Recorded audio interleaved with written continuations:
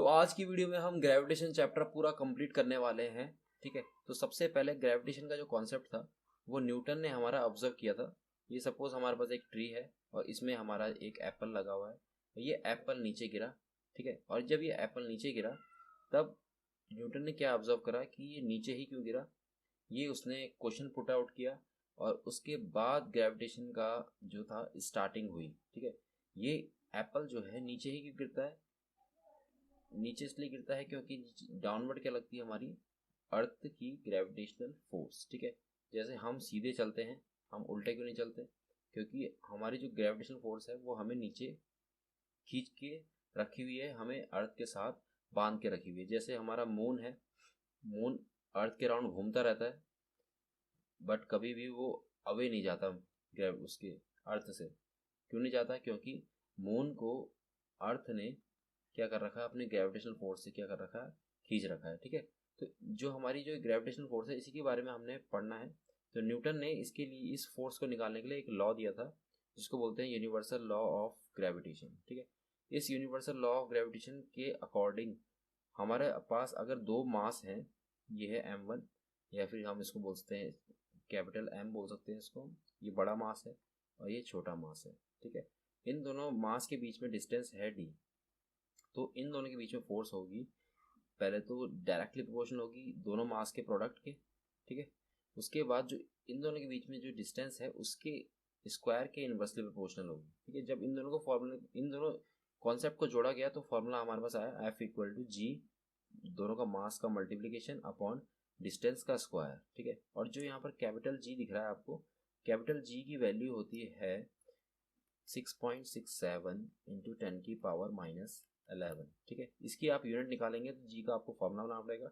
जी का फॉर्मूला हो जाएगा आपके पास F D square upon M into M, यानी कि फोर्स की यूनिट होती है न्यूटन, तो जी की यूनिट आएगी यहाँ पर न्यूटन मीटर स्क्वायर पर के जी स्क्वायर। ठीक है, तो ऐसे हम कैपिटल जी की वैल्यू यूनिट निकालते हैं और वैल्यू तो हमारी फिक्स रहती है 6.67 इंटू 10 की पावर -11, और इसकी वैल्यू फिक्स रहेगी हर प्लेनेट में, कभी भी इसकी वैल्यू चेंज नहीं होगी। ठीक है, तो आइए इसी इसी फॉर्मूले से रिलेटेड एक क्वेश्चन करते हैं।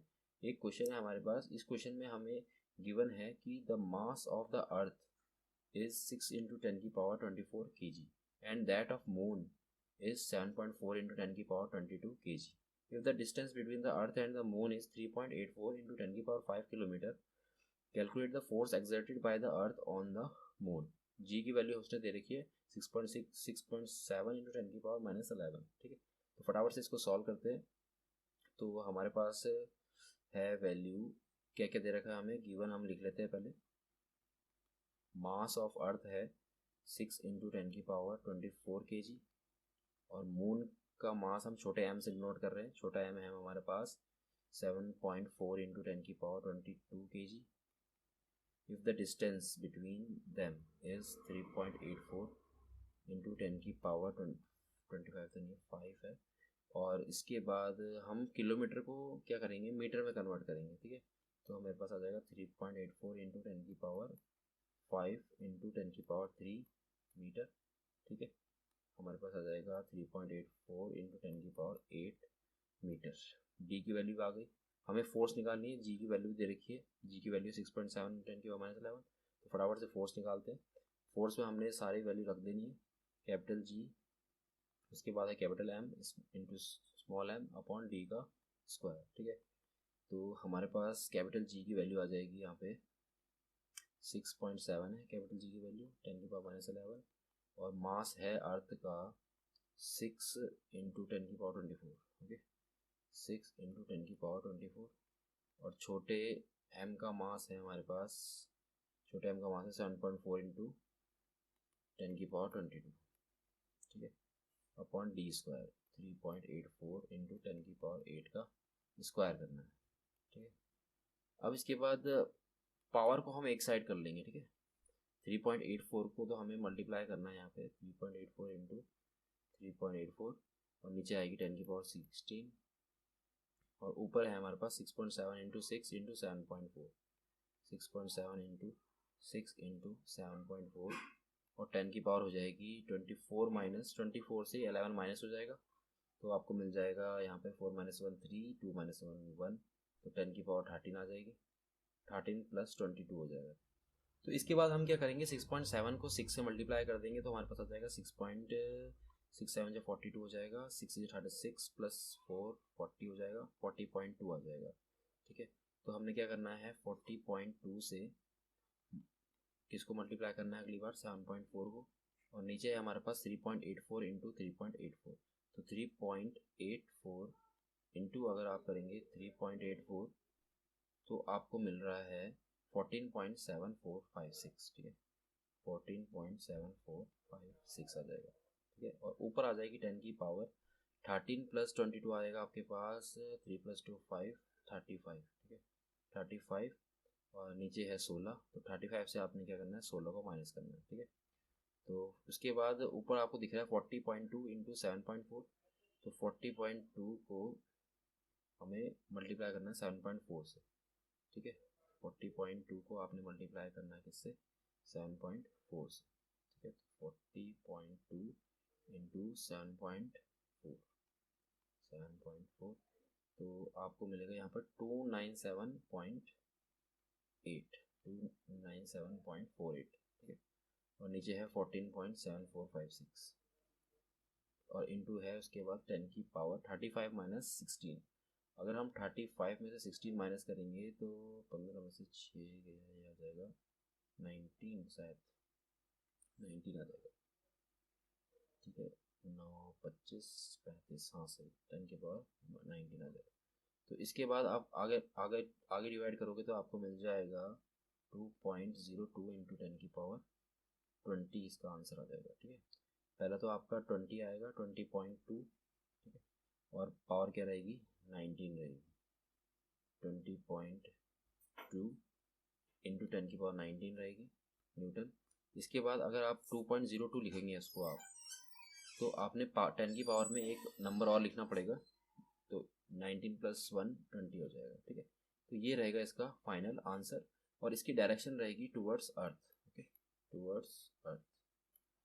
अर्थ फोर्स लगाएगा मून में अपनी तरफ को। ठीक है, इसलिए मून जो है अर्थ के अराउंड चक्कर लगाता है। ठीक है, फिर नेक्स्ट हमारा क्वेश्चन, नेक्स्ट टॉपिक है हमारा importance of universal law of gravitation. Gravitation की इम्पोर्टेंस क्या है, ग्रेविटेशन की वजह से ही मून अर्थ के चक्कर लगाता है और अर्थ भी सन के चक्कर लगाता है ड्यू टू ग्रेविटेशन फोर्स। ठीक है, तो यही कुछ इम्पोर्टेंस है, the force that binds us to the अर्थ।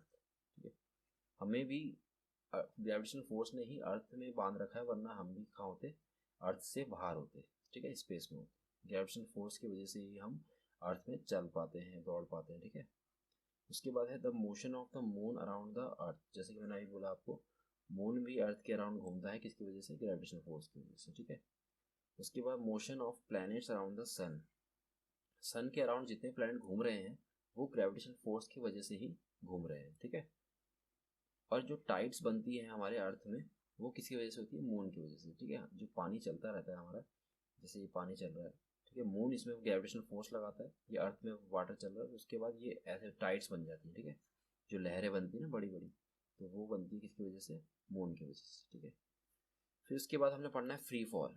अगर कोई भी इंसान, कोई भी चीज़ अगर गिर रही है, ठीक है, उसमें एक ही फोर्स लग रहा है बस, कौन सा फोर्स, ग्रेविटेशनल फोर्स। ठीक है, ये इसका मास है, और इसमें जब एफ फोर्स लगेगा जो कि एम जी के बराबर होगा, only one force acts on the body, then the condition is called free fall।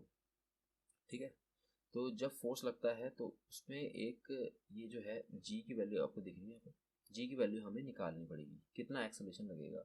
ठीक है, तो ये एक्सेलरेशन किसकी वजह से, जी की वैल्यू किसकी वजह से, अर्थ की वजह से। तो जी की वैल्यू हम, जी की वैल्यू का एक नाम देंगे जिसको बोलेंगे हम acceleration due to gravity. Acceleration due to gravity. ठीक है, तो ग्रेविटेशन और ग्रेविटी में भी आपको डिफरेंस आना चाहिए। जो ग्रेविटी होती है ये फोर्स होती है between big bodies and small body. जैसे हमने कोई अर्थ में एक स्टोन को ऊपर फेंका और वो स्टोन नीचे आ जाता है। ठीक है, तो ये स्टोन अर्थ के मुकाबले बहुत छोटा है, तो इसमें हम ग्रेविटी का कॉन्सेप्ट यूज़ करेंगे। बट जो हमारा ग्रेविटेशन है, ग्रेविटेशन होता है फोर्स बिटवीन, ग्रेविटेशनल फोर्स जो होता है वो बिटवीन होता है टू बिगर बॉडीज, ठीक है, दो बिग बॉडीज के बीच में होता है। जैसे हमारे और अर्थ के बीच में जो फोर्स लग रहा है उसको हम ग्रेविटी बोल देंगे, ठीक है, due to gravity we are moving, but force between sun and earth is gravitation force. Okay, ठीक है।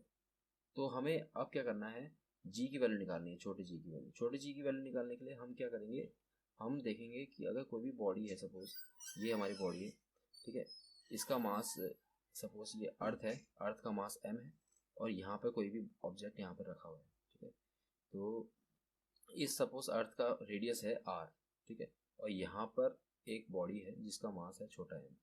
इस छोटे m का जो m पे जो फोर्स लगेगा वो होगा हमारा F equal to M G, जैसे कि हमने अभी पढ़ा ऊपर, ठीक है।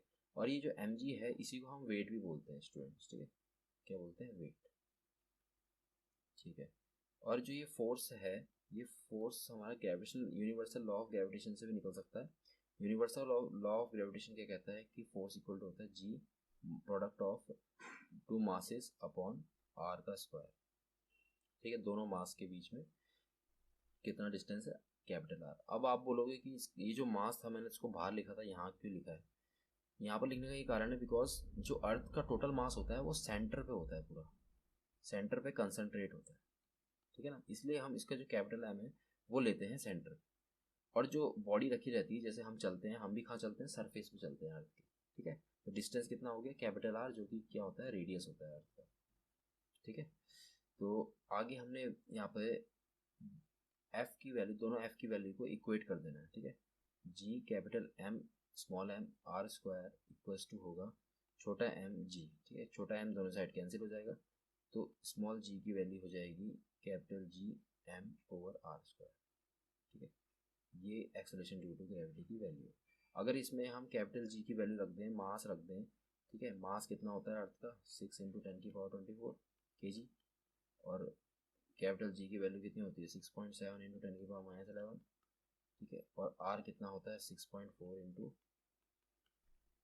64 इंटू यहाँ पर 6400 किलोमीटर होता है ना, ज़्यादा मुझे आ रहा है, रेडियस कितना होता है अर्थ का 6400 किलोमीटर है ना, 6400 किलोमीटर। अगर इसको मीटर में कर दोगे तो हो जाएगा हमारे पास 6.4 इंटू 10⁻6 मीटर आ जाएगा, ठीक है ना, समझ में आ रहा है।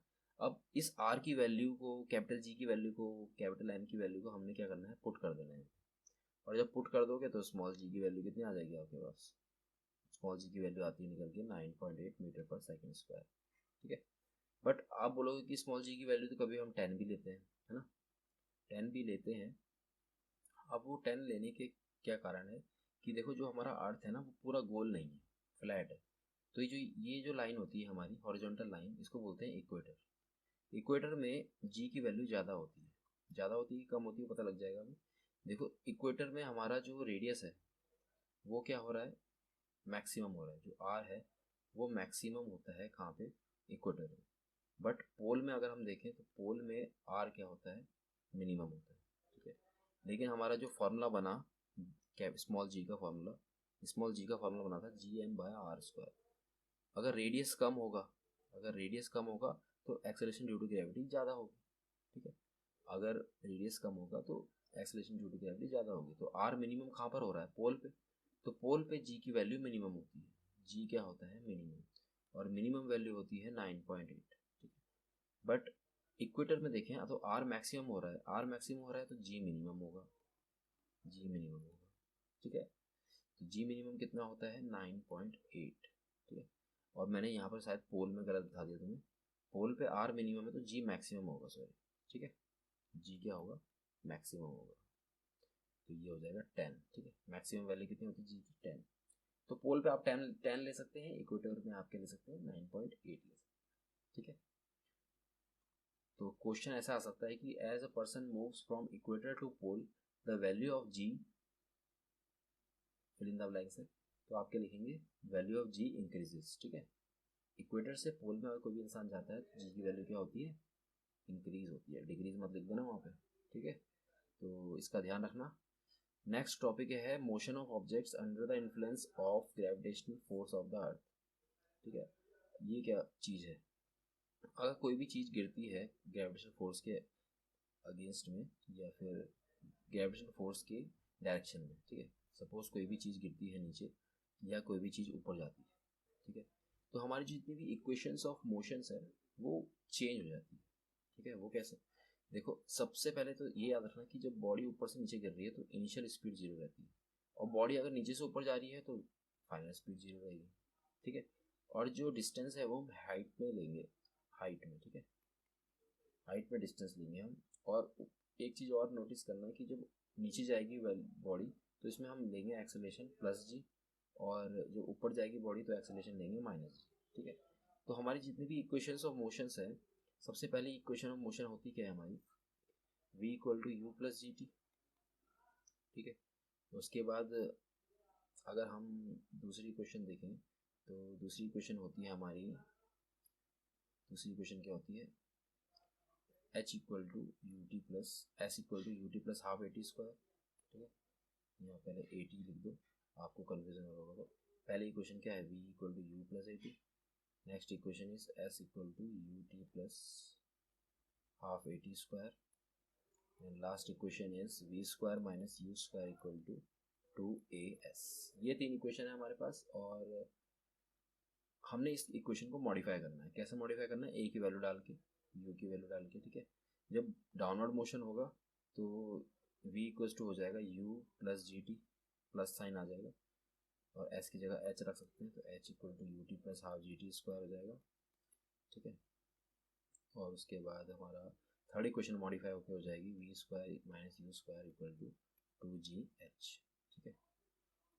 इसके बाद अगर बॉडी का अपवर्ड मोशन हो रहा है, अपवर्ड मोशन में आपने क्या रखना है, a की वैल्यू माइनस जी, तो आपके पास आ जाएगी v equal to you minus ji T, और h इक्वल टू हो जाएगा U T minus half G T square, ठीक है। और उसके बाद v square minus you square आ जाएगा आपके पास माइनस 2gh, ठीक है। तो ये ऐसा आपका जो है इक्वेशंस मॉडिफाई हो जाएगी, ठीक है। और इस बात का ध्यान रखना कि अगर आपके पास g गिवन है, g अगर 10 दे रखा तो 10 ले लेना, ठीक है। और g अगर 9 अगर नहीं दे रखा g तो g की वैल्यू आप 9.8 ही यूज़ करेंगे, ठीक है। तो इतना समझ में आ गया, ठीक है। आगे बढ़ते हैं, अब क्वेश्चन करते हैं फटाफट से। एक क्वेश्चन है, a car falls off a ledge and drops to the ground in 0.5 second, ठीक है। A car falls off a ledge, ledge मतलब क्या होता है, लेज मतलब हो गया हमारा एक, सपोज करते हो आप एक हमारा किनारा, किनारे से जो है कार नीचे गिरी है 0.5 सेकेंड में, तो कार को आप एक पॉइंट ऑब्जेक्ट समझ लो, और वो नीचे जा रही है, नीचे गिर रही है, ठीक है। जब वो नीचे गिरी तो उसको टाइम लगा कितना, 0.5 सेकेंड का, ठीक है। और मैंने आपको बताया कि अगर ऊपर से नीचे बॉडी गिर रही है तो यू 0 होता है, यू हमारे पास टी यू है, टी है, और जी की वैल्यू उसने कितनी दे दी है हमें, 10 मीटर पर सेकेंड स्क्वायर, ठीक है। जी की वैल्यू भी दे रखी है उसने। उसके बाद क्या लिखा है, what is the it's speeds on striking the ground, ground में स्ट्राइक होने में उसकी स्पीड कितनी होगी। अब आपको देखना है कि कौन सा आप फॉर्मूला यूज़ कर सकते हैं इसमें, ठीक है। फर्स्ट पार्ट में हमें v निकालना है, तो v निकालना है, t है, g है, u है। तो अगर मैं फर्स्ट इक्वेशन को देखूँ, v equal to U plus G T होता है, तो यहाँ पर इससे हमारा v निकल जाएगा इजीली, ठीक है। तो v इक्वल्स टू होता है क्या, u की वैल्यू 0 है, और g की वैल्यू है 10, 10 को 0.5 से इंटू कर दो। अब 10 इंटू 0.5 तो कर ही लोगे भाई, है ना। तो 10 इंटू 0.5 आ जाएगा 5, ठीक है। तो 5 मीटर पर सेकेंड क्या होगा, पहले का आंसर हो जाएगा। उसके बाद है सेकंड पार्ट, सेकंड पार्ट में क्या पूछा है, what is it's average speed during 0.5 second, 0.5 second में उसकी एवरेज स्पीड कितनी होगी, ठीक है। 0.5 सेकेंड में एवरेज स्पीड निकालनी, तो एवरेज स्पीड कितना होता है आपका, इनिशियल स्पीड 0 है, और फाइनल स्पीड है हमारी 5 मीटर पर सेकेंड। तो एवरेज स्पीड निकालने का एक फॉर्मूला होता है, average speed is equals to initial speed plus final speed upon 2, ठीक है। तो यहाँ पर आ जाएगा 0 प्लस 5 अपॉन 2, तो आपके पास मिलेगा 2.5 मीटर पर सेकेंड। ये होगी इसकी एवरेज स्पीड, ठीक है। तो सेकंड पार्ट तो समझ में आ गया होगा ना। अब थर्ड पार्ट देखते हैं, थर्ड पार्ट में क्या पूछ रहा है वो। थर्ड पार्ट पर देखते हैं, ये लिखा है how high is the ledge from the ground, ground से कितनी ऊपर इसकी लेज है, ठीक है। तो थर्ड पार्ट में ये पूछ रहा है कि हाइट कितनी है, ठीक है, हाइट निकालनी है। हाइट का कौन सा फॉर्मूला लगाएंगे हम, हाइट का हम थर्ड भी यूज़ कर सकते हैं और फर्स्ट भी यूज़ कर सकते हैं। हमारे पास है क्या क्या, यू है, टी है और जी है, ठीक है। तो h इक्वल टू अगर U T plus half G T square लगाऊँ मैं, half plus half G T square क्यों लगाएं, क्योंकि वो डाउनवर्ड गिर रही है ना। तो h की वैल्यू हो जाएगी हमारे पास, u की वैल्यू तो हमारे पास 0 है, तो यहाँ पर जैसी 0 रखेंगे तो ये यू टी तो 0 हो गया ना, और half G T square, g की वैल्यू 10 है, टी की वैल्यू कितनी है, टाइम की वैल्यू है हमारे पास 0.5 सेकेंड, ठीक है। तो 0.5 का आपने क्या करना है, स्क्वायर करना है, तो आपको मिल जाएगा 5 इंटू 0.5 का स्क्वायर, ठीक है। यहाँ पर आ जाएगा आपके पास 100 इंटू 5, 5 जा 25, 5 जा 125, तो 125/100 इज इक्वल्स टू 1.25 मीटर। तो फाइनली हमारा ये क्वेश्चन हो चुका है सॉल्व। अब चलेंगे हम नेक्स्ट क्वेश्चन में। तो नेक्स्ट क्वेश्चन है हमारा, N object is thrown vertically upwards, ऊपर फेंका गया बॉडी को, ठीक है। उसके बाद क्या हुआ, it rises to a height of 10 metre, कितना हाइट ट्रेवल करी उसने, 10 मीटर। उसके बाद क्या पूछा है, calculate the velocity with which the object was thrown, कितनी स्पीड से उसको फेंका गया था। अब मैंने आपको बताया जब ऊपर जाती है ना बॉडी, तो ऊपर जाके रुक जाएगी, ऊपर रुकने के कारण उसकी जो फाइनल स्पीड होगी वो 0 आ जाएगी। अब u हमें निकालना है, h हमारे पास है 10 मीटर, ठीक है, और बॉडी ऊपर जा रही है, और u 0 नहीं है, यहाँ पे u निकालना है, ठीक है, u हमें निकालना है। तो u निकालने के लिए हम इसमें कौन सा फार्मूला लगाएं ताकि हमारा ये क्वेश्चन सॉल्व हो जाए। तो अगर हम लास्ट फार्मूले को देखें, लास्ट इक्वेशन को, सॉरी फार्मूला बोल रहा हूँ यार, फार्मूला दिमाग में फार्मूला ही चल रहा है, we square minus you square equals to 2gh, but यहाँ माइनस साइन भी आएगा क्योंकि अपवर्ड मोशन हो रहा है ना।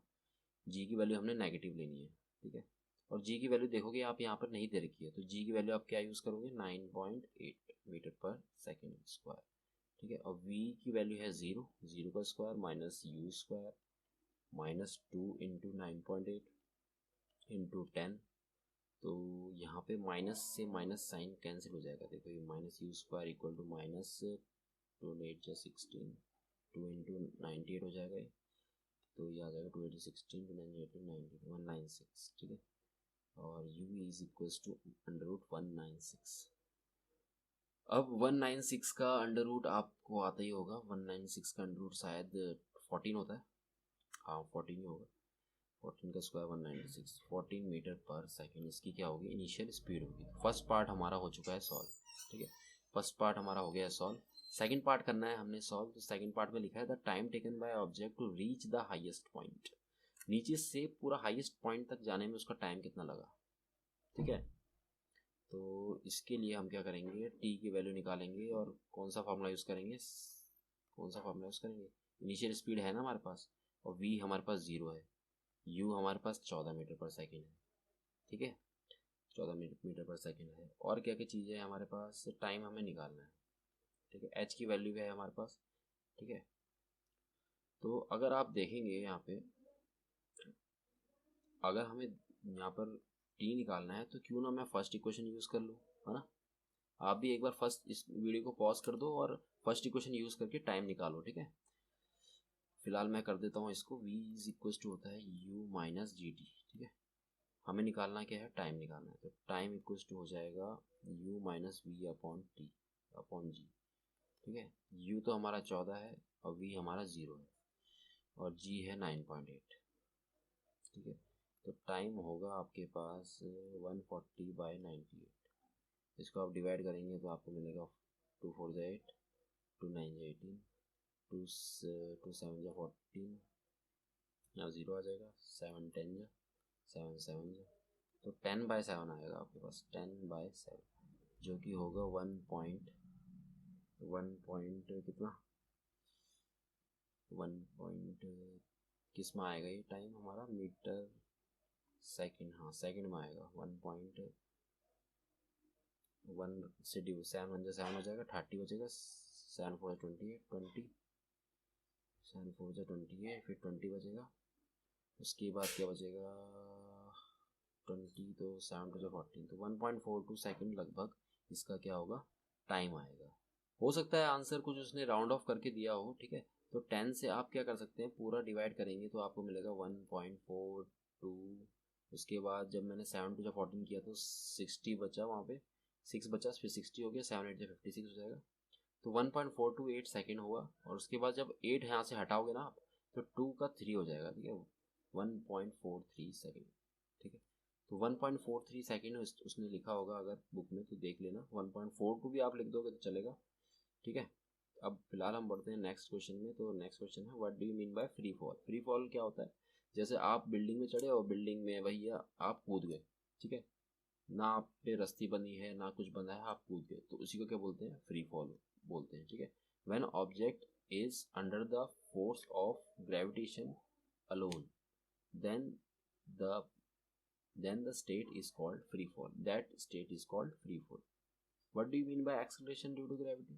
Acceleration due to gravity क्या होता है, जब फ्री फॉल होता है तब बॉडी एक ही एक्सेलरेशन में एक्ट करती है, ठीक है, एक ही एक्सेलरेशन लग रहा होता है उसमें, और वही होता है हमारा acceleration due to gravity. The acceleration produced by the force of gravitation exerted by earth on the body is called acceleration due to gravity, ठीक है।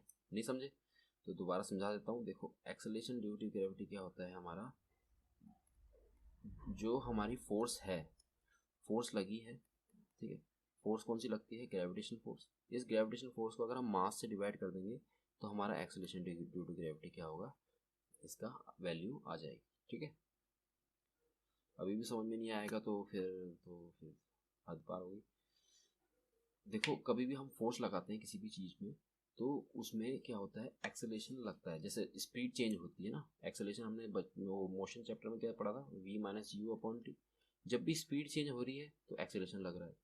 अब ये एक्सेलरेशन किसकी वजह से प्रोड्यूस होता है, फोर्स की वजह से, ठीक है, फोर्स की वजह से क्या होता है, एक्सेलरेशन प्रोड्यूस होता है। और फोर्स कौन लगा रहा है, अर्थ लगा रहा है, ठीक है। कोई भी चीज़ है ऊपर से नीचे क्यों गिर रही है, क्योंकि अर्थ एक क्या लगा रहा है, फोर्स लगा रहा है। जब वो नीचे गिरा तो उसकी वेलोसिटी क्या हो रही है, चेंज हो रही है। वेलोसिटी चेंज होने की वजह से क्या लग रहा है, उसमें एक्सेलरेशन लग रहा है। और वो एक्सेलरेशन किस फोर्स की वजह से, ग्रेविटेशनल फोर्स की वजह से। और उसी एक्सेलरेशन को बोलते हैं हम एक्सेलरेशन ड्यू टू ग्रेविटी, ठीक है। अब भी नहीं समझ में आया तो भैया अब चलो अब दूसरी चीज़ पढ़ लेते हैं, अब तो कभी समझ में नहीं आएगा। तो आगे हम अगला टॉपिक देखते हैं, मास। मास क्या होता है, मास वाला मास नहीं है, मास मूवी नहीं है ये। मास मतलब होता है कि अगर कोई बॉडी है उसमें कितनी क्वांटिटी ऑफ मैटर प्रोड्यूस्ड है, कितना क्वांटिटी ऑफ मैटर उसमें मौजूद है। सपोज 1 ग्राम है, इस चीज़ का ग्राम सपोज 1 ग्राम है, ऐसी कितनी चीज़ मौजूद है इसमें, 1 2 3 4 5 6 7 8 9 10 11 12 13 14, तो 14 पार्टिकल्स हैं। और एक पार्टिकल का मास अगर मैं 1 ग्राम बोलूँ तो इस बॉडी का मास हो जाएगा 14 ग्राम। सिंपल, यही होता है mass. What is mass, mass is the amount of substance contain in the body. किसी बॉडी में कितना अमाउंट है, समझ में। अब जो वेट है, वेट क्या चीज़ होती है, अगर कोई भी इंसान है, जैसे आप खड़े हो या बैठे हो, जैसे मैं बैठा हूँ यहाँ पे, तो मैं कितना फोर्स लगा रहा हूँ अर्थ पे। जैसे ये इंसान आपको दिख रहा है, ये इंसान कितना फोर्स लगा रहा है अर्थ पे, फोर्स ऑन अर्थ। अर्थ पे कितना फोर्स लगा रहा है भाई तू, वो फोर्स को बोलते हैं, उस फोर्स को बोलते हैं हम वेट। आ रहा समझ में।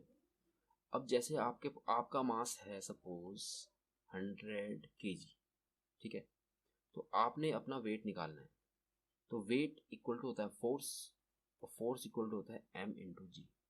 जी की वैल्यू आप 10 ले लोगे तो 100 इंटू 10 करोगे तो आपको मिल जाएगा 1000 न्यूटन। अब आप 100 kg के हो तो 1000 न्यूटन आप फोर्स लगा रहे हो अर्थ पे। देख लो आप कितना फोर्स लगा रहे हो, थोड़ा फोर्स कम करो, वेट कम करो अपना, ठीक है। ठीक है, फिर अगला डिफरेंस देखते हैं हम। मास को किस में नापते हैं हम, केजी में। मास को किस में नापते हैं हम, केजी में। और वेट को किस में नापते हैं हम, न्यूटन में। ओके, मास को नापते किससे हैं, फिजिकल बैलेंस। तो तराजू नहीं आता हमारा, तराजू आप देखा है, एक तरफ रखते हैं प्याज, एक तरफ रखते हैं 500 केजी का बट्टा, उसको रखते हैं, उसके बाद उसको बैलेंस करते हैं। अगर बैलेंस हुआ तो 500 केजी के हुए प्याज। आया समझ में, उसको बोलते हैं हम फिजिकल बैलेंस, जो तराजू होता है हमारा।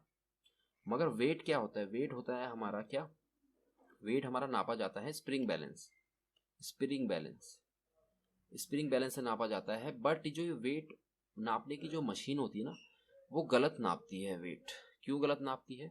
क्योंकि जब उस मशीन में इंसान खड़ा होता है तो एक फोर्स लगती है, जो कि लगती है किसकी वजह से? एयर की वजह से। एयर की वजह से ऊपर फोर्स लगती है और वो नीचे फोर्स लगाता है mg।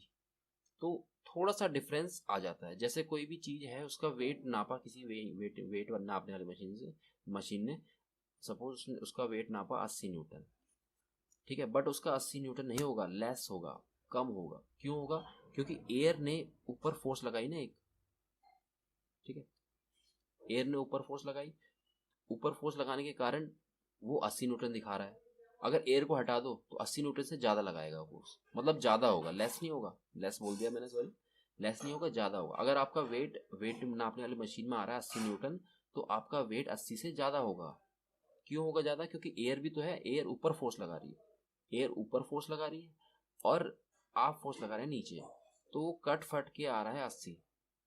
अगर एयर नहीं होती सपोज, तो आप और भारी हो जाते, और भारी हो जाते, तब आपका वेट और ज़्यादा होता, ठीक है। जैसे अगर आप गिर रहे हो कहीं से, जैसे बिल्डिंग से आप कूद गए, ठीक है, अर्थ में तो एयर है, तो आप सपोज आपने नीचे गिरने में टाइम लगाया सपोज 3 सेकंड, ठीक है, लेकिन आप अगर विदाउट एयर गिरेंगे तो आप 3 सेकंड से भी जल्दी गिर जाएंगे, ठीक है ना। जैसे एक क्वेश्चन और आता है कि एक पेपर है और हमारा एक स्टोन है, दोनों का मास सेम है, बट दोनों का वेट क्या होगा? अलग होगा कि नहीं होगा? दोनों का मास डिफरेंट है तो वेट तो देखो अलग होगा ही, वो बात ऑब्वियस है। बट जो ये पेपर और स्टोन का खेल है, ये पूछते हैं कि भैया पेपर और स्टोन जब नीचे गिराते हैं हम, तो दोनों एक साथ क्यों नहीं गिरते?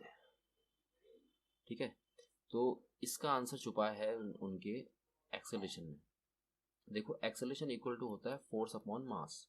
जो पेपर है इसका मास क्या है? कम है, और स्टोन का मास क्या है? ज़्यादा है। कैपिटल एम लिख देते हैं इसको, ठीक है। तो स्टोन का मास ज़्यादा है, तो एक्सेलरेशन किस पे इन्वर्सली प्रोपोर्शनल है? हमारा मास के इन्वर्सली प्रोपोर्शनल।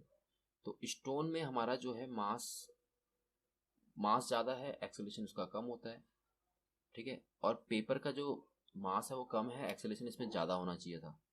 बट हमारा यहीं पर यहाँ पर भी एयर आ जाती है, एयर सारा खेल बिगाड़ देती है। जो एयर होती है वो बायंड फोर्स लगाती है, बायंड फोर्स पढ़ेंगे इसमें हम। तो ये जो फोर्स लगा रही है, कौन लगा रही है? एयर।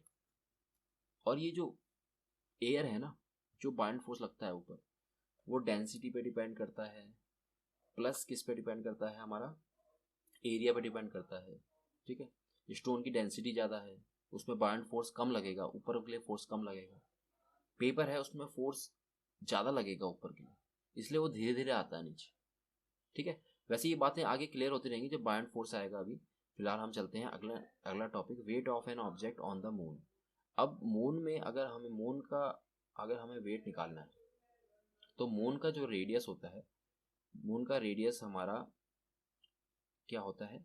अर्थ के रेडियस से कम होता है, ठीक है। अर्थ के रेडियस से क्या होता है? कम होता है। अर्थ का रेडियस मून के रेडियस से कितना बड़ा होता है वो आप जानना चाहते हो, तो ये इस टेबल को आपने देखना होगा। अर्थ का रेडियस होता है 6.4 इंटू 10⁶ मीटर, बट मून का रेडियस होता है 1.74 इंटू 10⁶। तो ये जो है लगभग अर्थ का रेडियस 4 गुना होता है मून के रेडियस से, ठीक है। ये आप याद करना, करेक्ट वैल्यू तो आपको अर्थ की याद रखनी पड़ेगी 6.4 इंटू 10⁶, ठीक है। वो भी याद नहीं होता तो आपको ये याद रखना है कि अर्थ का रेडियस 4 गुना है मून के रेडियस से, ठीक है। फिर उसके बाद मास की भी ये वैल्यू दे रखी है 6 इंटू 10⁻24 kg अर्थ का मास, ठीक है। ये होता है हमारा मास ऑफ अर्थ होता है लगभग 100 गुना मास ऑफ मून के, ठीक है। मास ऑफ अर्थ कितना है? 100 टाइम्स मास ऑफ मून, ठीक है। ये दोनों वैल्यू आपको पता है, तो आप क्या कर सकते हैं, एक चीज़ सॉल्व कर सकते हैं कि वेट जो है किसी भी ऑब्जेक्ट का मून में कितना होगा, हम कंपैरिजन करना है, ठीक है। एक क्वेश्चन भी है नीचे आप देख सकते हैं, यहाँ पर एक क्वेश्चन होगा। क्वेश्चन है, why is the weight of an object on the moon is 1/6 its weight on earth, ठीक है। तो इसको मैं यहीं पर सॉल्व कर देता हूँ, ऊपर जगह है, ठीक है। तो लेट किसी भी बॉडी का मास है हमारे पास, let mass of body equal to m। इस बॉडी का मास है m और इसका वेट निकालना है हमने अर्थ और किसमें? मून में, ठीक है। तो weight on earth upon weight in moon equals to होगा m into g on earth upon m into g on moon. समझ में? वेट का फॉर्मूला लगा दी ना हमने, सिंपल सा। वेट का फॉर्मूला क्या होता है? Mass into acceleration due to gravity यानी कि स्मॉल g। ठीक है, अगर हम अर्थ में निकाल रहे हैं उसका वेट तो acceleration due to gravity use करेंगे हम अर्थ की, और अगर हम मून में निकाल रहे हैं तो acceleration due to gravity use करेंगे हम मून में। ठीक है, तो m से हम यहाँ कैंसिल हो जाएगा और अर्थ में एक्सेलरेशन ड्यू टू ग्रेविटी निकलेगा G M E over R E का स्क्वायर। ओके, और अगर हम मून में निकालें तो मून में होगा G M M over R M का स्क्वायर। ओके, ये हो जाएगा। इसके बाद कैपिटल जी तो यहाँ से कैंसिल हो जाएगा, और मास ऑफ अर्थ जो है, अर्थ का मास लगभग 100 टाइम्स है मास ऑफ मून के। ठीक है, उसके बाद है अर्थ का रेडियस। अर्थ का रेडियस होता है 4 गुना किसके रेडियस से? किसके रेडियस के 4 गुना होता है? मून के। ठीक है, यहाँ स्क्वायर आ जाएगा। ऊपर है आर एम का स्क्वायर। ठीक है, और नीचे है मास ऑफ मून, तो mass of moon as it is आ जाएगा और ये यहाँ से कैंसिल हो जाएगा। ठीक है, और नीचे आप देखेंगे आर एम का स्क्वायर कैंसिल हो जाएगा और नीचे आ जाएगा आपके पास 4 का स्क्वायर हो जाएगा 16। ठीक है, तो 100/16 आपको नियरली इक्वल टू मिलेगा 16 इन, यहाँ पर अगर उसको हम डिवाइड कर दें तो आ जाएगा आपके पास 25/4, 4 जा 16, 425 जा, और ये नियरली आएगा आपके पास 6। ठीक है, नियरली इक्वल टू 6। तो weight on earth upon weight on moon is equals to 6। It implies that weight in moon is equals to 1/6 times weight in earth. ठीक है, एक बॉडी जिसका मास m था उसका वेट मून में होता है 1/6 times of weight in earth. ठीक है, तो ये हमारा ये जो क्वेश्चन था इसका सॉल्यूशन हो चुका है पूरा। ठीक है, और एक एडिशनल चीज मैं आपको बताना चाहता हूँ कि अगर g की वैल्यू अर्थ में 9.8 है, 9.8 मीटर पर सेकेंड स्क्वायर, तो मून में हो जाएगी 9.8 डिवाइड बाय 6। इसको 6 से डिवाइड कर देना। ठीक है, मून में कितनी होगी g की वैल्यू? 9.8/6। आप उसको डिवाइड करेंगे तो आपको मिल जाएगा 9.8/6, 6 1 जा 6, फिर 38, 6 6 36, 20 बचेगा, 6 3 जा 18। तो 1.63 मीटर पर सेकेंड स्क्वायर होती है एक्सेलरेशन ड्यू टू ग्रेविटी की वैल्यू। कहाँ पे? मून में। ठीक है, और ये इतनी कम होती है कि जो हमारा सारा एटमॉस्फेयर है ना मून में, वो हमारा एस्केप हो जाता है। सारा जो एटमॉस्फेयर है वो एस्केप हो जाता है। ठीक है, क्योंकि उसको एस्केप जो एक्सेलरेशन ड्यू टू ग्रेविटी है वो इतना कम है उसमें कि सारा जो एटमॉस्फेयर है वो एस्केप कर जाता है और मून में कुछ एटमॉस्फेयर बचता ही नहीं है। ठीक है, इसी वजह से हम मून में ना ही हम बोल सकते हैं ना सुन सकते हैं, क्योंकि वहाँ पर कोई भी एयर या गैस है ही नहीं। ठीक है, अब हमारे पास एक क्वेश्चन है, mass of an object is 10 kg, what is the its weight on the earth. Earth में उसका वेट क्या होगा? ठीक है, मास है हमारे पास 10 kg। ठीक है, यहाँ पर स्मॉल g की वैल्यू नहीं दे रखी है, तो इसका मतलब हम 9.8 लेंगे, 9.8 मीटर पर सेकेंड स्क्वायर। और हम वेट निकाले तो वेट का फॉर्मूला होता है m इंटू जी, तो 10 इंटू अगर 9.8 करें तो आपको मिल जाएगा 98 न्यूटन। ठीक है, तो ये है इसका वेट। ये क्वेश्चन हो गया हमारा फिनिश। नेक्स्ट क्वेश्चन है, an object weighs 10 newton when measured on the surface of the earth. Earth में उसका वेट है कितना? 10 न्यूटन। ठीक है, हमें इसका वेट निकालना है कहाँ पे? Major on the surface of the moon. Moon के सरफेस में निकालना है हमें क्या? वेट। तो मून में वेट होता है 1/6 इंटू वेट ऑन अर्थ। ठीक है, तो 1/6 इंटू 1 यहाँ पर 10/6 कितना आ जाएगा? 5/6, 2 5 जा 2 3 जा, तो 5/6 नहीं 5/3 होगा। ठीक है, तो 5/3 आपका हो जाएगा 1 पॉइंट समथिंग, 1.3 1 जा 3 20 667 कुछ ऐसा चलेगा। ठीक है, 1.67 न्यूटन आ जाएगा, क्योंकि 6 चलता रहेगा बार बार। ठीक है, उसके बाद क्वेश्चन है, what are the difference between mass and weight. Weight और मास के बीच में डिफरेंस क्या है? तो आइए फटाफट से, इसको पहले भी मैंने आपको बताया था अभी। ठीक है, मास और वेट, तो ये स्टार्ट करेंगे हम यूनिट से। ठीक है, मास की यूनिट होती है केजी, किलोग्राम में इसको नापते हैं। वेट को किस में नापते हैं? न्यूटन में। ठीक है, मास क्या है हमारा? स्केलर। ठीक है, मास क्या है हमारा? Scalar quantity. वेट क्या है हमारा? Vector quantity. मास क्या है? अमाउंट ऑफ सब्सटेंस, ठीक है, amount of substance contain in a body. And weight क्या है, वेट है एक force exerted by body on the earth, ठीक है। और मास की वैल्यू क्या रहती है, कांस्टेंट रहती है हर जगह पे। मास क्या रहता है, कांस्टेंट हर एक प्लेनेट में। वेट क्या है, प्लेनेट टू प्लेनेट डिपेंड करता है, ठीक है। जैसे अभी हमने देखा था जी की वैल्यू अर्थ में कितनी आ रही थी, 9.8। तो वेट ज़्यादा होता है किसमें, अर्थ में बजाय मून में। मून में जी की वैल्यू कम है 1.63, तो वेट मून में क्या होगा, कम होगा, ठीक है। तो वेट क्या होता है, डिपेंड्स ऑन स्मॉल जी, ठीक है। तो ये था मास और वेट में डिफरेंस। तो अगला टॉपिक है हमारा थ्रस्ट एंड प्रेशर। थ्रस्ट क्या होती है, किसी भी सरफेस पे अगर नॉर्मल फोर्स लग रही है, यानी कि 90 डिग्री पे कोई भी हम फोर्स लगाते हैं, तो उसी को हम क्या बोलते हैं, थ्रस्ट, ओके। उसी को क्या बोलते हैं, थ्रस्ट। फोर्स एक्टिंग परपेंडिकुलरली, ठीक है, एक्टिंग परपेंडिकुलरली, ठीक है। तो परपेंडिकुलरली कोई भी फोर्स हम लगाते हैं किसी बॉडी में, तो उसको बोलते हैं हम थ्रस्ट। और अगर हम थ्रस्ट को एरिया से डिवाइड कर दे तो हमें मिल जाता है क्या, प्रेशर, ठीक है, प्रेशर मिल जाता है, ठीक है। प्रेशर इक्वल्स टू क्या होता है, थ्रस्ट अपॉन एरिया। तो इसी से रिलेटेड एक क्वेश्चन है, अ block of would is kept on a table top, the mass of wooden block is 5 kg। मास यहाँ से निकाल ले लेना आप, गिवन में 5 kg है हमारा mass, and its dimensions are 40 centimetre into 20 centimetre into 10 centimetre. Find the pressure exerted by a wooden block on the tabletop if it made to lie on the tabletop with its sides of dimensions 20 centimetre into 10 centimetre. तो एक body है जो कि 20 centimetre into 10 centimetre पे खड़ी है, अपना जो उसका बेस है 20 इंटू 10, ठीक है। तो एरिया हम निकाल सकते हैं। फर्स्ट पार्ट में हम अगर एरिया निकालें तो एरिया क्या होगा हमारा, 20 सेंटीमीटर इंटू 10 सेंटीमीटर, ठीक है। और सेंटीमीटर को अगर हम मीटर में करें तो 100 से डिवाइड करेंगे, ये मीटर में हो जाएगा, ठीक है। उसके बाद अगर हम इसको भी 100 से डिवाइड करें तो क्या होगा, ये भी मीटर में हो जाएगा, ठीक है। तो यहाँ से 0 0 कैंसिल हो जाएगा, ठीक है। उसके बाद नीचे क्या होगा कि 2 से 100 को कैंसिल कर देंगे तो हमें मिल जाएगा 1/50 मीटर स्क्वायर, ठीक है। तो एरिया है हमारा 1/50 मीटर स्क्वायर।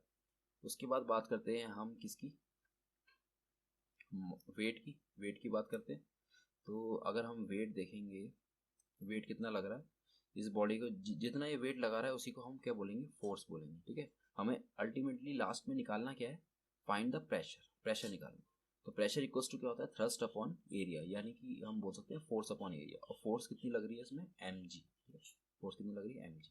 और m कितना दे रखा है, 5, और g कितना दे रखा है हमें, 9.8। दे तो नहीं रखा, अगर दे रखा होता 10 तो 10 यूज कर लेते, बट नहीं दे रखा तो हमने 9.8 लेना है हमेशा, ठीक है। 10 मत ले लेना। तो 5 एट जाए 40 हो जाएगा, और यहाँ पर आएगा आपके पास कैरी 4, 5 9 45, 49.0। तो आपको मिलेगा 49 न्यूटन फोर्स, ठीक है। अब हमें निकालना है प्रेशर। तो प्रेशर की वैल्यू होगी कितनी, pressure equals to force upon area, और फोर्स है हमारा 49 और एरिया है हमारे पास 1/50, ठीक है। तो आपको मिल जाएगा 49 इंटू 50, ठीक है।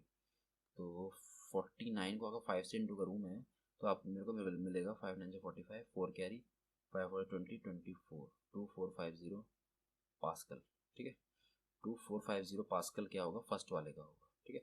इसके बाद बी पार्ट में करना है। बी पार्ट में है हमारे पास है 40 सेंटीमीटर इंटू 20 सेंटीमीटर, ठीक है। बी पार्ट में क्या है, एरिया, एरिया है हमारे पास 40 सेंटीमीटर इंटू 20 सेंटीमीटर, ठीक है। तो इसमें भी वही करेंगे हम, 100 से हम 40 सेंटीमीटर को भी डिवाइड करेंगे मीटर में करने के लिए, और 20 को भी करेंगे ताकि ये मीटर स्क्वायर में। इसके बाद हम सारे जो जीरोज हैं उसको कैंसिल कर देंगे यहाँ से, और आपको मिल जाएगा 8/100, जो कि होगा हमारा 4/4, 2 जा हो जाएगा, 4 से हम कैंसिल कर देंगे दोनों को ऊपर नीचे, 4 2 जा हमारा 8 हो जाएगा, और 4 25 है, ठीक है। 2/25 मीटर स्क्वायर हमारा क्या हो गया, एरिया हो गया। अब हमें प्रेशर निकालना है। प्रेशर होता है हमारा फोर्स अपॉन एरिया। अब जो फोर्स है हमारा वो चेंज नहीं होगा, ठीक है, फोर्स हमारी सेम रहेगी, क्योंकि मास अभी भी दोनों केस में क्या है, सेम है, मास सेम है, जी की वैल्यू सेम है, तो फोर्स भी नहीं चेंज होगी। ठीक है, तो 49 है हमारा फोर्स और एरिया जो है वो क्या है 2/25। ठीक है, अब हमने 49 को क्या करना है 25 से मल्टीप्लाई कर देना है। ठीक है, 49 को हमें 25 से मल्टीप्लाई करना है और डिवाइड किससे करना है 2 से। तो आप ऐसे भी कर सकते हैं 49 इंटू 25 को मैं 2 से डिवाइड कर देता हूँ, तो 2 से डिवाइड करने के बाद मुझे मिलेगा यहाँ पे 12.5 शायद, 12.5 को 49 से इंटू कर देना है। ठीक है, तो मैं करता हूँ इसको इंटू फटाफट से, तो 49 इंटू 12.5, 12.5 देखते हैं 612.5 आ रहा है। ठीक है, 612.5 पास्कल इसका क्या है आंसर है। ठीक है, तो बड़ी आसानी से ये क्वेश्चन हो गया है। अब अगला क्वेश्चन करते हैं। अगला क्वेश्चन है हमारा, अगला टॉपिक, सॉरी क्वेश्चन बोल रहा हूँ, टॉपिक है हमारा अगला प्रेशर इन फ्लूइड्स। ठीक है, फ्लूइड्स में जो प्रेशर होता है उसका एक फार्मूला होता है, वो आप 11th क्लास में सीखेंगे, बट इस क्लास में क्या है आपके पास एक कॉन्सेप्ट है कि अगर सपोज आपके पास एक कंटेनर है, गोल्ड कंटेनर। ठीक है, और यहाँ पर आपने क्या करा कि यहाँ पे से आपने खोल दिया, यहाँ से आपने होल कर दिया। ठीक है, ए बी और उसके बाद यहाँ पे सी और यहाँ पर है एक पाइप खोल दिया आपने डी। ठीक है, तो यहाँ पर प्रेशर और यहाँ पर प्रेशर, ये चारों जगह पे क्या होगा प्रेशर सेम लगेगा। ठीक है, पी पी पी पी। ठीक है, इसके अंदर लिक्विड है हमारे, तो लिक्विड का रूल ये होता है कि लिक्विड जो है सेम प्रेशर लगाता है हर जगह। ठीक है, लिक्विड में प्रेशर जो है इक्वली डिस्ट्रीब्यूट होता है, या ऐसे भी कह सकते हैं आप। ठीक है, सपोज ये है हमारे पास लिक्विड, ये है हमारा लिक्विड। ठीक है, अब इस लिक्विड में सपोज मैंने यहाँ पर प्रेशर लगाया P। ठीक है, तो यहाँ पर प्रेशर हर पार्टिकल के पास जो है प्रेशर P क्या होगा ऐड हो जाएगा। ठीक है, इक्वली डिस्ट्रीब्यूट हो जाता है प्रेशर। ठीक है, समझ रहे हो, और इसी को आगे जाके आप 11th में देखेंगे, पास्कल्स लॉ बोलते हैं। ठीक है, खैर हम अगले टॉपिक में जाते हैं। अगला टॉपिक है हमारा बायोन्सी। ठीक है, बायोन्सी में क्या है कि हम अगर किसी भी चीज़ को हम किसी भी फ्लूइड में डालें, वो एयर भी हो सकता है और हमारा लिक्विड भी हो सकता है। ठीक है, तो हमारे पास ये है बॉडी और यहाँ पर है लिक्विड। ठीक है, इस लिक्विड में अगर हम क्या करेंगे किसी बॉडी को डालेंगे, जैसे आपने देखा होगा वॉशरूम में आप जाते होंगे तो किसी बाल्टी में आपने जग डाला होगा। ठीक है, तो जग में एक फोर्स लगती है, पानी जो फोर्स लगाता है ऊपर के लिए, और ऊपर वाली जो फोर्स है इसको बोलते हैं हम बायंट फोर्स। ठीक है, बायंट फोर्स, बायंट फोर्स की जगह हम इसको ये भी बोल सकते हैं अपथ्रस्ट फोर्स। ठीक है, और इस फेनोमेना को बोलते हैं हम बायोन्सी। ठीक है, इस इफेक्ट को क्या बोलते हैं बायोन्सी। ठीक है, तो अगला हमारा क्वेश्चन है कि वाई ऑब्जेक्ट्स फ्लोट और sink when placed on the surface of water. अगर वाटर के सरफेस में हम किसी भी ऑब्जेक्ट को रखते हैं तो वो फ्लोट क्यों होता है। ठीक है, उसका फ्लोट होने का रीज़न क्या होता है। ठीक है, तो सपोज इसकी डेंसिटी है रो और लिक्विड की डेंसिटी है रो डब्ल्यू।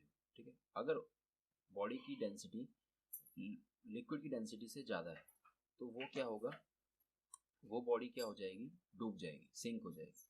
ठीक है, अगर डेंसिटी बॉडी की वाटर की डेंसिटी से या फिर लिक्विड की डेंसिटी से कम है, ठीक है, तो वो क्या होगा फ्लोट होगा। अगर दोनों की डेंसिटी बराबर है तो हमारा जो बॉडी है वो सबमर्ज हो जाएगा। ठीक है, सबमर्ज यानी कि हम क्या कर सकते हैं कि होली इमर्ज्ड भी लिख सकते हैं इसको हम, मतलब पानी में भी रहेगा और तैरेगा भी और डूबा भी रहेगा। ठीक है, तो ये है हमारा कॉन्सेप्ट फ्लोटेशन का। इस फ्लोटेशन कॉन्सेप्ट से रिगार्डिंग मैं आपको एक चीज़ और बताना चाहूँगा कि एक कॉन्सेप्ट है रिलेटिव डेंसिटी। ठीक है, रिलेटिव डेंसिटी इक्वल टू होता है density of object upon density of liquid. ठीक है, लिक्विड या तो फ्लूइड, कोई भी फ्लूइड हो सकता है, एयर या फिर वाटर। ठीक है, अगर रिलेटिव डेंसिटी जो आर डी है ये 1 से ज़्यादा है तो बॉडी क्या होगी फ्लोट होगी, फ्लोट में सिंक होगी, सॉरी ज़्यादा हो जाएगा ना, अगर तो क्या होगी सिंक हो जाएगी। ज़्यादा कब आएगा वो, जब ऑब्जेक्ट की डेंसिटी ज़्यादा होगी तभी तो रिलेटिव डेंसिटी 1 से ज़्यादा आएगा। अगर दोनों की डेंसिटी इक्वल होगी तो रिलेटिव डेंसिटी 1 आ जाएगी, तो यहाँ पर बॉडी जो है सबमर्ज हो जाएगी, ठीक है। और उसके बाद अगर रिलेटिव डेंसिटी 1 से कम है तो बॉडी क्या होगी, फ्लोट हो जाएगी, ठीक है। और आप एक सीक्रेट की बात याद रखना कि जो डेंसिटी ऑफ वाटर होती है वो होती है हमारी 1 ग्राम पर सेंटीमीटर क्यूब, और अगर हम केजी पर मीटर क्यूब में देखें तो वो होती है 1000 केजी पर मीटर क्यूब, ठीक है। तो ये सीक्रेट याद रखना, आप आगे न्यूमेरिकल में काम आएगा। इसके बाद हमारे पास कुछ क्वेश्चंस हैं। क्वेश्चंस में क्या है कि लिखा है why is it difficult to hold a school bag having a strap made of a thin and strong string, ठीक है। थिन और स्ट्रॉन्ग स्ट्रिंग से बने हुए बैग में हमें दर्द क्यों होता है, ठीक है। दर्द होने का कारण क्या है, उसका एरिया कम होता है, ठीक है। एरिया कम होता है तो जो प्रेशर का फॉर्मूला है वो प्रेशर का फॉर्मूला है हमारे पास फोर्स अपॉन एरिया। एरिया कम होगा, एरिया अगर कम होगा तो प्रेशर ज़्यादा होगा, प्रेशर ज़्यादा लगने के कारण हमें क्या होगा, डिफिकल्टी होगी उसको पहनने में, ठीक है। फिर नेक्स्ट क्वेश्चन है what do you mean by buoyancy. Buoyancy means क्या होता है कि every fluid exerts upward force on the object, ठीक है। कोई भी ऑब्जेक्ट अगर फ्लूइड में जाता है तब उसमें अपवर्ड फोर्स एक्सपीरियंस होती है, और उस अपवर्ड फोर्स को हम क्या बोलते हैं, बायोंसी, ठीक है। उसके बाद है why does an object float और sink when placed on the surface of water. Water में हम कोई भी ऑब्जेक्ट रखते हैं तो वो फ्लोट कब होता है, वो सिंक कब होता है, और सबमर्ज कब होता है, ये मैंने आपको पहले ही बता दिया है ऊपर, ठीक है, बताने की जरूरत नहीं है, तो आप ऊपर से देख सकते हैं। उसके बाद है हमारे पास आर्किमिडीज प्रिंसिपल। तो समझते हैं इस प्रिंसिपल को। इस प्रिंसिपल में क्या कहा गया है, सपोज हमारे पास आपका ये हाथ है और इस हाथ से आपने एक थ्रेड को पकड़ रखा है और इस थ्रेड से आपने एक स्टोन को लटका रखा है। अगर इस स्टोन को लटकाओगे आप तो आप देखोगे कि थ्रेड जो है इलोंगेट होगा, इसकी लेंथ जो है बढ़ती रहेगी, ठीक है। थ्रेड क्या होगा हमारा, इलोंगेट होगा, इसकी लेंथ बढ़ेगी, ठीक है। ये स्टोन नीचे जाएगा, ठीक है, डाउनवर्ड फोर्स लगेगा। बट अगर हम इस थ्रेड से इस स्टोन को पानी में डाल दें, ठीक है, तो ये नीचे नहीं जाएगा, डाउनवर्ड मोशन नहीं होगा, ठीक है। और वो होगा क्यों नहीं, क्योंकि लिक्विड एक फोर्स लगाता है ऊपर जिसको बोलते हैं बायोंट फोर्स, ठीक है। इसका सपोज वेट था पहले W1, अब इसका वेट हो जाएगा W2, ठीक है। और जो W2 है वो W1 से क्या होगा, छोटा होगा, ओके। जो वेट बॉडी का होता है पानी में या लिक्विड में, एयर में हो चाहे किसी भी वाटर में हो, ठीक है, किसी भी लिक्विड में हो, तो वो वेट उसका क्या होता है, होने लग जाता है, कम होने लग जाता है। कम क्यों होने लग जाता है, क्योंकि अपवर्ड फोर्स लगती है। जैसे कि मैंने पहले ही बताया था, वेट नापने की मशीन में आप अपना वेट नापते हैं तो आपका वेट कम दिखाएगा। वो क्यों दिखाएगा, क्योंकि एयर ने ऊपर ऊपर क्या लगाया है, फोर्स लगाया है, ठीक है। थोड़ा सा डिस्टर्बेंस होगा, आपको जो आवाज़ आ रही होगी पीछे वो खाना बनने की आवाज़ है, थोड़ा सा आप मैनेज करना, ठीक है। ज़्यादा बैकग्राउंड नॉइज़ को मैं करूँगा, कैंसिल करने की कोशिश करूँगा, लेकिन फिर भी आप एडजस्ट तो करना थोड़ा बहुत। तो W2 क्या है हमारा, weight when body is in liquid fluid, ठीक है। और W1 क्या है, weight when body is not in fluid, ठीक है। तो जो हमारा चेंज इन वेट है, चेंज इन वेट कितना हुआ हमारा, W1 से हम क्या करेंगे, W2 को क्या करेंगे, माइनस करेंगे, ठीक है। ये क्या होगा हमारा वेट चेंज, ठीक है, चेंज इन वेट। और जो ये चेंज इन वेट है ये होगा हमारा वेट ऑफ फ्लूइड डिस्प्लेस, ठीक है।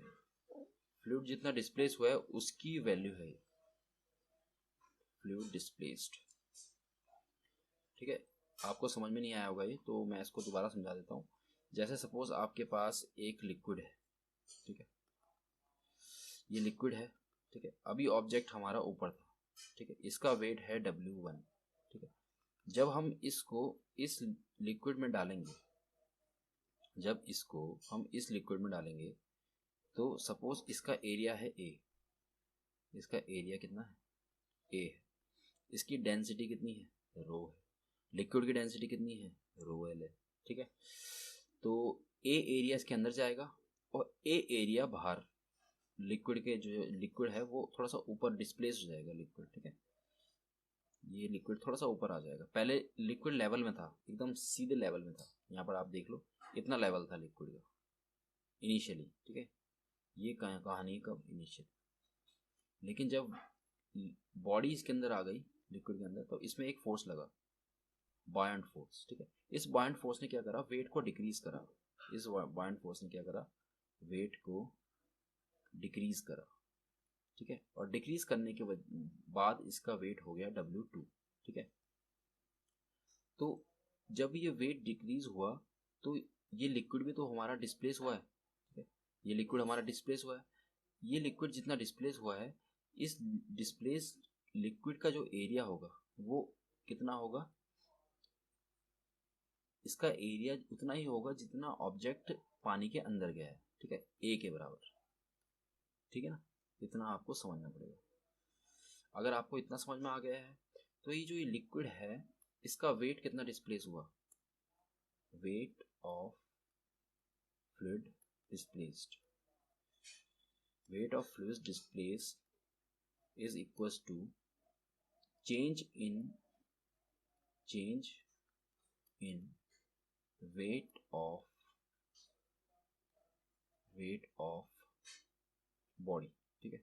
बॉडी का जितना वेट चेंज हुआ है उतना ही जो लिक्विड डिस्प्लेस हुआ है उसका वेट है, ठीक है। Weight of fluid displace equals to W1 minus W2 हो जाएगा, ठीक है ना। इतना आपको समझ में आ गया होगा। तो यहाँ से आप एक फॉर्मूला भी बनाएंगे। W1 होगा हमारे पास M इंटू जी, ठीक है। खैर फॉर्मूला हम बाद में बना देंगे, हम इसके डेफिनेशन को भी पढ़ लेते हैं। यहाँ पे आर्किमिडीज प्रिंसिपल है, ठीक है। आर्किमिडीज प्रिंसिपल यूज कहाँ होता है हमारा, ठीक है। और डेफिनेशन में मैंने बता दिया आपको, डेफिनेशन में ये लिखना है कि weight of fluid displace equal to change in weight of the body. और जो चेंज इन द वेट है ना, यही हमारा बायंट फोर्स के बराबर है, ठीक है। बायंट फोर्स कितनी है हमारी, चेंज इन वेट के बराबर, ठीक है। और ये प्रिंसिपल हमारा यूज होता है लैक्टोमीटर्स में, जो कि ये बताता है कि हमारा जो सैंपल है मिल्क का वो कितना प्योर है, ठीक है। लैक्टोमीटर आप याद रखना। और एक और मीटर है हमारा, कौन सा, हाइड्रोमीटर। ये क्या किसके लिए यूज होता है, डेंसिटी नापने के लिए यूज होता है, ठीक है। Liquids are based on this principle. तो आर्किमिडीज प्रिंसिपल पे बेस्ड दो डिवाइस बताओ, ठीक है। तो इसका आंसर होगा लैक्टोमीटर्स और हाइड्रोमीटर्स, ठीक है। अब देखते हैं हमारा ये वाला क्वेश्चन जो मैंने आपको पहले बताया था कि you find your mass to be 42 kg on weighing machine, is your mass more or less then 42 kg। आपका मास जो है 42 kg बता रहा है वेइंग मशीन में, क्या आपका मास 42 kg है या उससे कम है या उससे ज़्यादा है।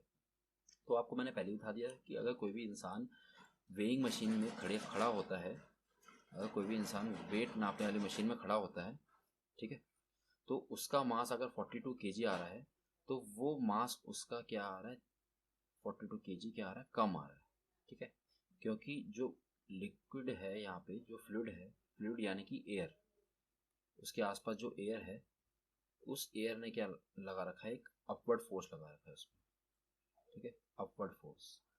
इस अपवर्ड फोर्स की वजह से एक बायंट फोर्स लगेगी, ठीक है। और ये बायंट फोर्स इक्वल टू होता है W1 माइनस W2। W1 क्या है इसका, W1 है weight of body without air यानी एनी फ्लूइड। कोई भी फ्लूइड ना हो, जब नहीं है तब उसका वेट नापा जाए तब उसका W1 आएगा, ठीक है।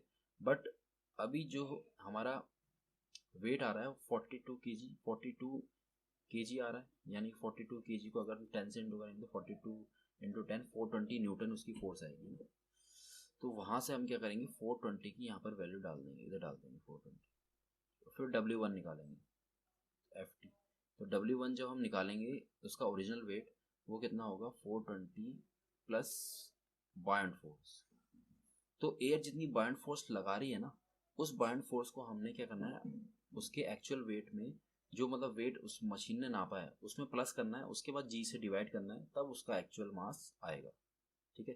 क्योंकि W1 होता है हमारा मास इंटू G, तो 420 प्लस बायंट फोर्स करना है आपने, उसके बाद m आएगा आपके पास 420 प्लस बायंट फोर्स अपॉन जी से क्या करना है, हमें डिवाइड कर देना। ओके, तो ये सारा जो था all this thing depend on buoyant force. तो हमारा जो आंसर होगा वो होगा हमारा मोर देन 42 kg। किसी बॉडी का मास अगर 42 kg आ रहा है वेट नापने वाली मशीन में मास, तो उसका मास जो है ज़्यादा होगा 42 kg से। Why? Because of buoyant force. ठीक है, फिर उसके बाद अगला क्वेश्चन में हमारा लगभग सेम क्वेश्चन है कि you have a bag of cotton and an iron bar. आपके पास आयरन बार है और कॉटन है, each indicating a mass of 100 kg। दोनों का मास 100 kg है, जिसको हमने नापा है वेट नापने वाली मशीन से, वेइंग मशीन से। In reality one is heavier than the other, can you say which one is heavier and Y?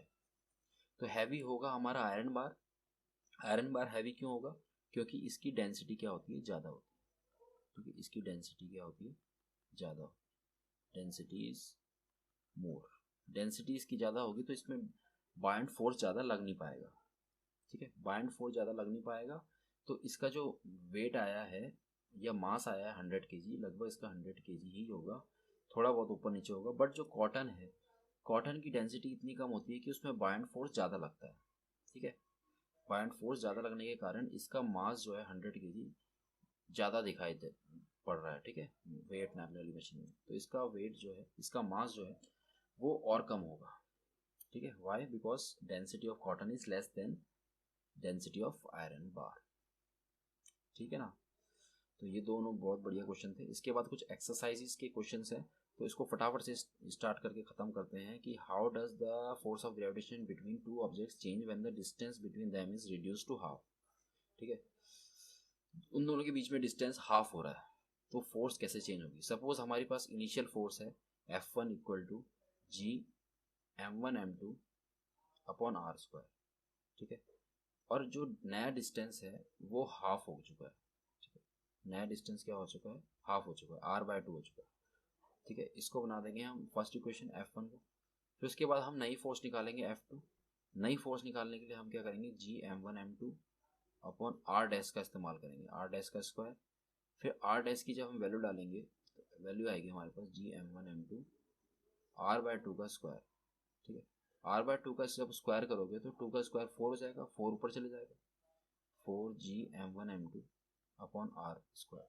ठीक है, g m1m2 upon R square की वैल्यू है हमारे पास F1, तो 4 टाइम्स हो गई हमारी फोर्स। फाइनल फोर्स हमारी कितनी हो गई, 4 टाइम्स हो गई, 4 गुना बढ़ जाएगी फोर्स। ठीक है, ये इसका आंसर है। उसके बाद नेक्स्ट क्वेश्चन है gravitational force acts on all objects in proportion to their masses, why then a heavy object does not fall faster than a light object. ठीक है, तो ये क्वेश्चन हमने पहले भी सॉल्व कर चुका है। अगर एक ऑब्जेक्ट है, एक हैवी ऑब्जेक्ट है और एक लाइट ऑब्जेक्ट है, जैसे हमने ले लिया एक पेपर और एक ले लिया हमने स्टोन पेपर सीजर नहीं लेनी इस बार, पेपर और स्टोन लेना है बस। ठीक है, अगर हम पेपर को गिराएंगे तो इसमें बायंट फोर्स ज़्यादा लगेगा। बायंट फोर्स ज़्यादा क्यों लगेगा? क्योंकि इसका एरिया ज़्यादा है। ठीक है, एरिया क्या है इसका, ज़्यादा है। एरिया ज़्यादा है, डेंसिटी क्या है, कम है। यहाँ पर स्टोन की डेंसिटी क्या है, ज़्यादा है। स्टोन की डेंसिटी ज़्यादा है, एरिया इसका क्या होता है, एरिया इसका कम है, और इसमें बायंट फोर्स कम लगेगा। बायंट फोर्स कम लगेगा तो ये जल्दी नीचे गिर जाएगा और पेपर लेट में गिरेगा। ठीक है, ये रीज़न है कि हमारा जो लाइट ऑब्जेक्ट है वो देर में गिरता है। ठीक है, उसके बाद नेक्स्ट क्वेश्चन है कि what is the magnitude of the gravitational force between the earth and A 1 kg मास। तो छोटा m हो जाएगा हमारा 1 kg और मास ऑफ अर्थ है हमारा 6 × 10⁻24 kg। ठीक है, और रेडियस है हमारे पास 6.4 × 10⁻6 मीटर। तो r की वैल्यू भी आ गई हमारे पास। हमें फोर्स निकालना है, तो फोर्स की वैल्यू निकालते हैं फटाफट से, G/m/r का स्क्वायर, m1m2 अपॉन r का स्क्वायर लग जाएगा। g की वैल्यू होती है हमारी 6.7 × 10⁻11 और कैपिटल m है हमारे पास 6 × 10⁻24 और छोटा m की वैल्यू है हमारे पास 1 kg, 1 रख देंगे और नीचे r का स्क्वायर 6.4 × 10⁻6 का स्क्वायर। तो ये जब हम स्क्वायर करेंगे आगे 6.7 को तो पहले 6 से इंटू कर दो तो आपको मिल जाएगा 6 7 से 42, 4 कैरी 6 36 40, 40.2 इंटू 10⁻24 से आप 11 माइनस करेंगे, 4 में से 1 गया 3, 2 में से 1 गया 1, 13 हो जाएगा। ठीक है। और नीचे आप 6.4 का स्क्वायर करेंगे तो 6.4 इंटू 6.4 आपको मिल जाएगा 40.96, ठीक है। 40.96 इंटू 10 की पावर आ जाएगी 12, तो ये यहाँ से कट जाएगा और आपके पास ऊपर 10 बचेगा, ठीक है। मतलब आपके पास मिल जाएगा 4020 अपॉन 40200 आ जाएगा अपॉन 4096, ठीक है। अब आपको इसको डिवाइड करना है, तो अगर आप इसको डिवाइड करेंगे तो मेरे ख्याल से फोर्स आने वाली है 9.8 न्यूटन, ठीक है। तो 1 kg में कितना फोर्स लगाता है अर्थ? 9.8 न्यूटन, ओके। चलो बढ़ते हैं अब नेक्स्ट क्वेश्चन में। तो नेक्स्ट क्वेश्चन है हमारा, the earth and the moon are attracted to each other by gravitational force, does the earth attract the moon with the force that is greater और smaller और the same as the force with which the moon attracts the earth, why? ठीक है, हमारे पास अर्थ है और एक है हमारा मून, छोटा सा मून, ठीक है। तो वो कह रहा है कि इन दोनों के बीच में जो फोर्स लगता है वो फोर्स सेम होता है, ज़्यादा होता है या कम होता है, बताओ। तो आंसर है सेम होता है, ठीक है। दोनों एक दूसरे में फोर्स लगाएंगे सेम, क्योंकि दोनों के लिए फोर्स का फॉर्मूला यूज होगा G/m/r², दोनों के बीच का डिस्टेंस, ठीक है। तो जब हम मून के लिए फोर्स निकालेंगे तब भी फॉर्मूला यूज करेंगे और अर्थ के लिए निकालेंगे तब भी यूज करेंगे। तो जो मैग्नीट्यूड है वो तो सेम होगा बट डायरेक्शन अपोजिट होगी। मैग्नीट्यूड क्या होगा? सेम होगा बट डायरेक्शन क्या होगी? अपोजिट होगी। But direction is opposite, direction क्या होगी? अपोजिट। तो ये है इस क्वेश्चन का आंसर। और वाई भी पूछा है। वाई क्यों पूछा है? इसमें वाई के लिए क्या करेंगे हम? वाई के लिए हम ये लिख देंगे, फॉर्मूला लिख देंगे, ठीक है। फॉर्मूला जो है दोनों के लिए सेम अप्लाई होगा, इसलिए फोर्स की वैल्यू सेम आएगी, ठीक है। नेक्स्ट क्वेश्चन है, if the moon attracts the earth why does the earth not move towards the moon? जब मून और अर्थ एक दूसरे में सेम फोर्स लगा रहे हैं तो भैया अर्थ की तरफ क्यों जा रहा है मून? हमारा जो अर्थ है मून के चारों ओर चक्कर क्यों नहीं लगाता फिर? बहुत बढ़िया क्वेश्चन। हमारे पास ये है अर्थ और उसके बाद यहाँ पर हमारा मून, तो भाई इन दोनों के बीच में फोर्स लग रही है सपोज F, और दोनों फोर्स लगा रहे हैं एक दूसरे में F, तो हमारा अर्थ मून की तरफ क्यों नहीं जा रहा, ये हमसे पूछ रहा है क्वेश्चन, ठीक है। तो इसका आंसर निकलेगा हमारा न्यूटन सेकंड लॉ से। न्यूटन सेकंड लॉ क्या कहता है कि हमारा फोर्स इक्वल टू होता है ma, ठीक है। फिर एक्सेलेरेशन होता है फोर्स अपॉन मास, ठीक है। अब हम जब एक्सेलेरेशन इसका निकालें, अर्थ के लिए हम एक्सेलेरेशन निकालें तो एक्सेलेरेशन आएगा फोर्स अपॉन कैपिटल M, ठीक है। एक्सेलेरेशन क्या है? 1/m के डायरेक्टली प्रोपोर्शनल है, यानी हम कह सकते हैं acceleration is inversely proportional to mass of earth. अब अर्थ का मास इतना ज़्यादा है, हमने पहले ही पढ़ा था कि अर्थ का मास 100 गुना होता है किसके? मास ऑफ मून के, ठीक है। तो अर्थ का मास इतना ज़्यादा है कि उसमें एक्सेलरेशन नेग्लिजिबल लगता है, मतलब यानी कि जीरो मान सकते हैं। अर्थ में एक्सेलरेशन क्या लगता है? नेग्लिजिबल होता है। बट मून का जो मास होता है वो बहुत कम होता है। मास कम होता है तो एक्सेलरेशन क्या होता है? ज़्यादा होता है, because acceleration is inversely proportional to mass. तो इसमें एक्सेलरेशन कुछ लगता है तो इसकी वजह से वो क्या करता है? घूमता है। एक्सेलरेशन इज लार्ज, ठीक है। इसमें एक्सेलरेशन बहुत लार्ज करता है, ठीक है। तो ये था हमारा इसका आंसर। फिर उसके बाद नेक्स्ट क्वेश्चन है हमारा, what happens to the force between the two objects if the mass of the object is one object is doubled? एक ऑब्जेक्ट का मास अगर डबल हो गया तो फोर्स में क्या इफेक्ट पड़ेगा? तो force is directly proportional to mass. अगर मास डबल हो रहा है तो फोर्स भी डबल हो जाएगी, तो यहाँ पर इसका आंसर आएगा फोर्स डबल्स, सिंपल। उसके बाद है हमारे पास second part, the distance between the object is doubled and tripled, ठीक है। The distance between the object is doubled, तो डिस्टेंस के तो वो इनवर्सली प्रोपोर्शनल होता है स्क्वायर पे, ठीक है। Force is inversely proportional to the square of the distance. अगर आर हमारा क्या हो रहा है? डबल हो रहा है, तो फोर्स जो है वो कितनी हो जाएगी? फोर्स हमारा 2r इसके स्क्वायर के डायरेक्टली प्रोपोर्शनल हो जाएगी, यानी कि 4r स्क्वायर। तो फोर्स हमारी बन जाएगी, फोर्स डिक्रीजेस बाय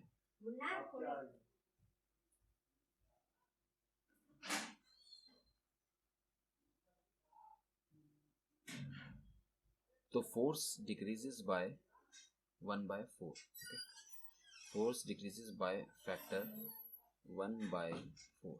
ओके, उसके बाद अगर हमारा जो ऑब्जेक्ट डिस्टेंस है वो हमारा दोनों प्लैनेट या दोनों बॉडी के बीच का जो डिस्टेंस है वो ट्रिपल हो चुका है, ठीक है, आर जो है ट्रिपल हो चुका है, तो फोर्स जो है बन जाएगी 1/9 टाइम्स, ठीक है, क्योंकि 3 का स्क्वायर करेंगे तो 3 9 हो जाएगा। तो यहाँ पर हम लिखेंगे फोर्स डिक्रीजेस बाय फैक्टर 1/9। तो फोर्स हमारी 1/9 टाइम्स हो जाएगी, ठीक है। फिर है थर्ड पार्ट में क्या लिखा है, the mass of both the objects are double, ठीक है, दोनों बॉडी का मास जो है वो डबल हो चुका है, और फोर्स हमारा दोनों मास के प्रोडक्ट के डायरेक्टली प्रोपोर्शनल होता है, ठीक है, और हमारा मास जो है डबल हो रहा है, m1 भी डबल हो रहा है, m2 भी डबल हो रहा है, ठीक है। तो हमारा जो फोर्स है वो 4 गुना बढ़ जाएगा, ठीक है, फोर्स बिकम्स 4 टाइम्स, ठीक है, क्योंकि 2 जो यहाँ पर 2 और 2 क्या हो जाएंगे, मल्टीप्लाई हो जाएंगे, 2 2 4 हो जाएगा, ठीक है। फिर नेक्स्ट क्वेश्चन है हमारा, what is the importance of universal law of gravitation, ठीक है। मून हमारा रोटेट करता है सन अर्थ के about due to gravitational force, ठीक है, और मून हमारा रोटेट करता है, रिवॉल्व करता है, ठीक है, प्लैनेट्स रिवॉल्व करते हैं सन के अराउंड, किसकी वजह से, ग्रेविटेशनल फोर्स की वजह से, ठीक है। अर्थ में टाइड्स बनती है, टाइड्स क्रिएट होती है किसी वजह से, मून की वजह से, ठीक है। और भी हैं हमारे पास, इसमें हम चल पाते हैं, वी स्टैंड, और कह सकते हैं कि we are living due to gravitational force. अगर हमारे पास ग्रेविटेशनल फोर्स नहीं होती तो हम शायद चल भी नहीं पाते और हम उड़ते रहते इधर उधर, ठीक है, कैसी हालत हो जाते हैं एक्सपेक्ट भी नहीं कर सकते, ठीक है। Without gravitation life is not possible, कह सकते हैं हम, ठीक है। फिर है what is the acceleration of free fall का एक्सेलेरेशन क्या होता है, what is the acceleration of free fall, acceleration of free fall is called acceleration due to gravity, small g equals to होता है gm/r², ओके, ये इसका formula है, ठीक है। तो इसकी डेफिनेशन लिखनी है आपको बस।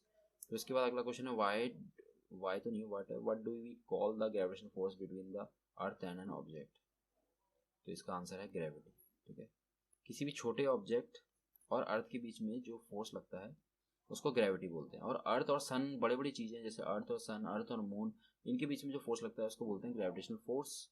और अर्थ और छोटी सी चीज़ जैसे हम भी छोटे ही हैं अर्थ के सामने, तो हमारे और अर्थ के बीच में जो फोर्स लगती है उसको ग्रेविटी बोलते हैं हम, ठीक है।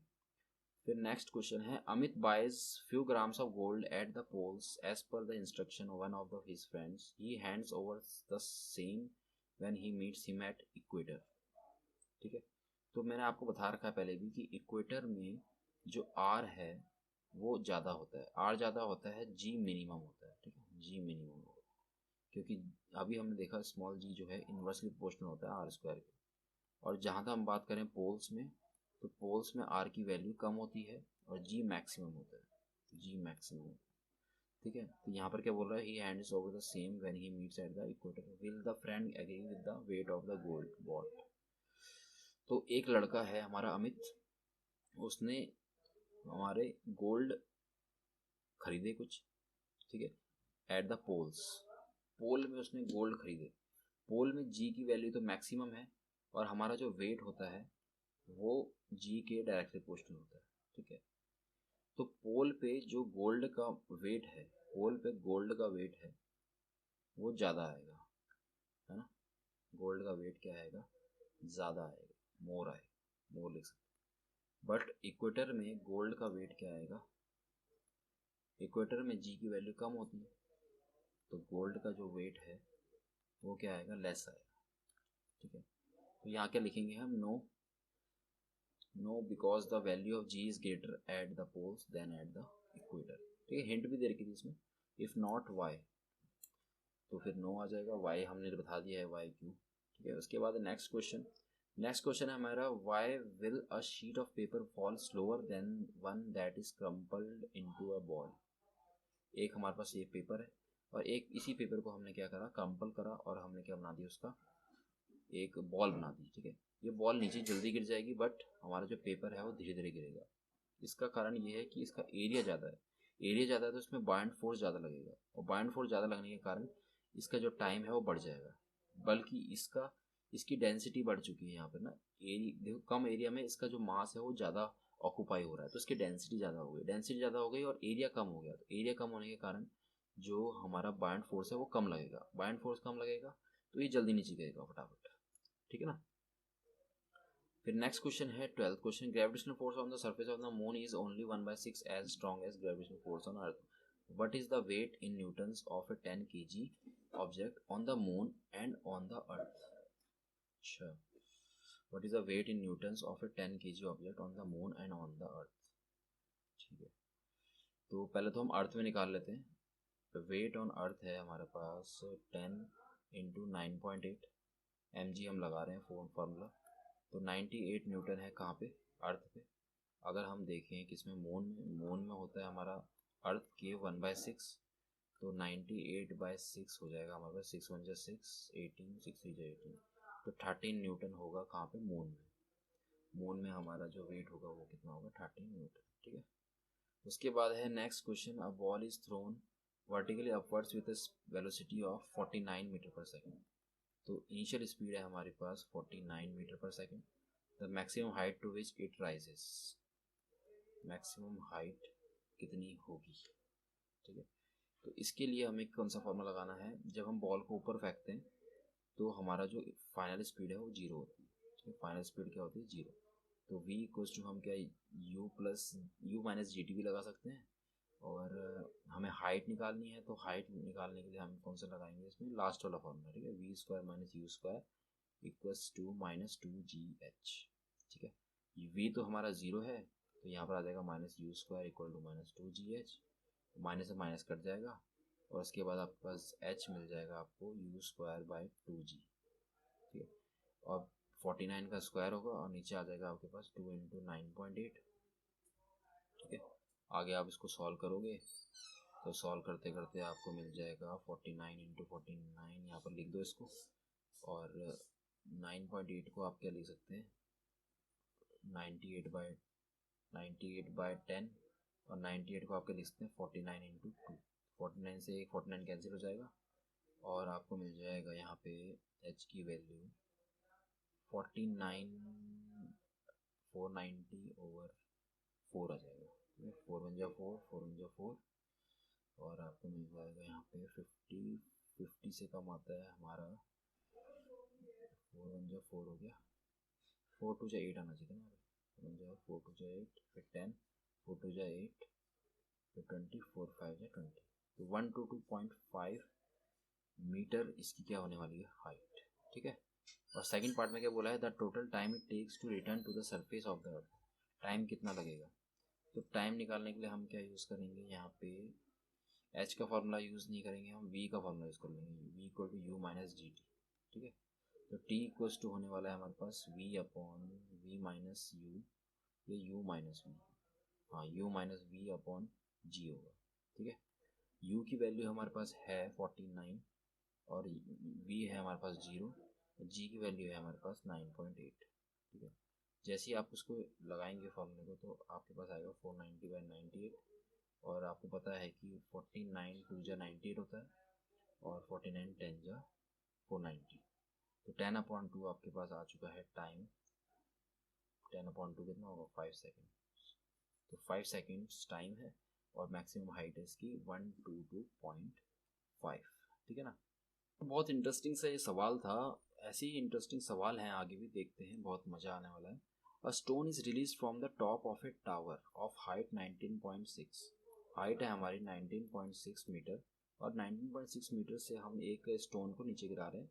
Calculate its final velocity, final velocity हमें निकालनी है। तो फाइनल वेलोसिटी निकालने के लिए हम क्या करेंगे, यहाँ पे u हम 0 लेंगे। जब कोई भी बॉडी ऊपर से नीचे गिरती है तो u क्या रहता है उसमें, 0, और v हमें निकालना है, h हमें दे रखा है, g की वैल्यू हम लेंगे इस बार 9.8 मीटर पर सेकेंड स्क्वायर। और इक्वेशन कौन सी यूज़ करें हमें वो देखना है।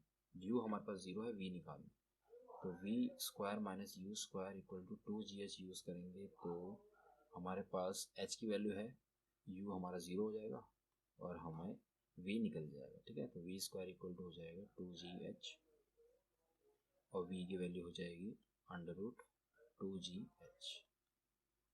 तो v की वैल्यू आ जाएगी, आप वैल्यू पुट करके, g की वैल्यू है 9.8, h की वैल्यू है हमारे पास 19.6, सिंपल। तो 2 8 16 यहाँ पर आ जाएगा आपके पास 19.6, 19.6 इंटू 19.6 दो है हमारे पास, इसका स्क्वायर रूट निकालना है तो इसकी एक वैल्यू बाहर आ जाएगी, 19.6 मीटर पर सेकेंड इसका क्या होगा, फाइनल वेलोसिटी होगी। ठीक है, तो नेक्स्ट क्वेश्चन है हमारे पास, a stone is thrown vertically upward with velocity, initial velocity of 40 metre पर सेकेंड। ठीक है, इनिशियल वेलोसिटी है हमारी 40 मीटर पर सेकेंड।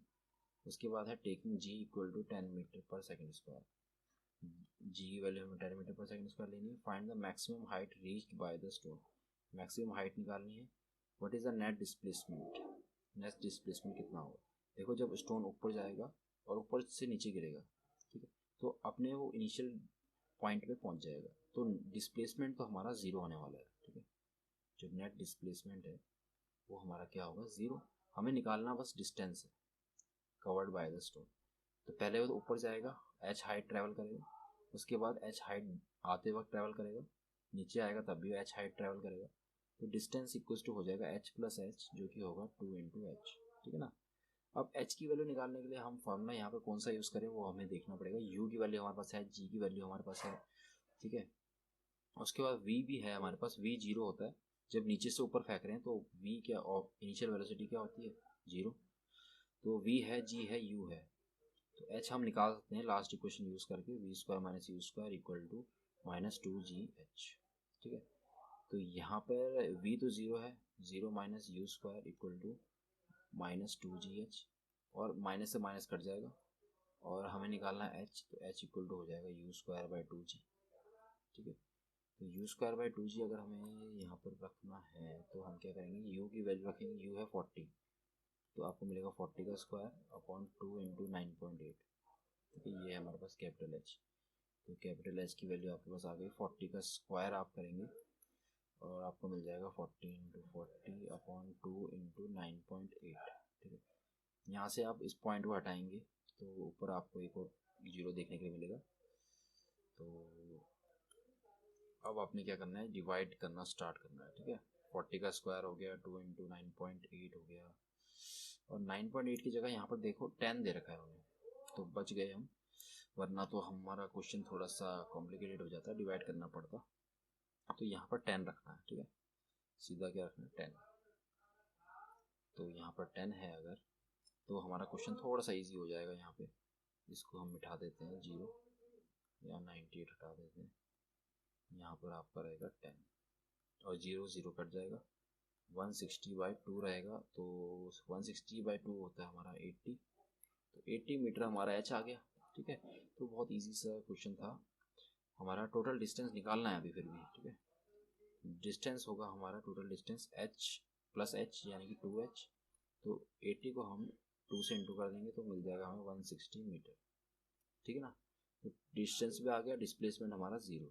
ठीक है, तो हमारा क्वेश्चन खत्म हो गया। अब हमारा नेक्स्ट क्वेश्चन है, calculate the force of gravitation. भैया ग्रेविटेशनल फोर्स निकालनी है अर्थ और सन के बीच, सन और अर्थ के बीच में निकालना है। सन का जो अर्थ का मास है वो दे रखा 6 × 10⁻²4, सन का दे रखा 2 × 10⁻30। The average distance between the two is 1.5 × 10⁻11।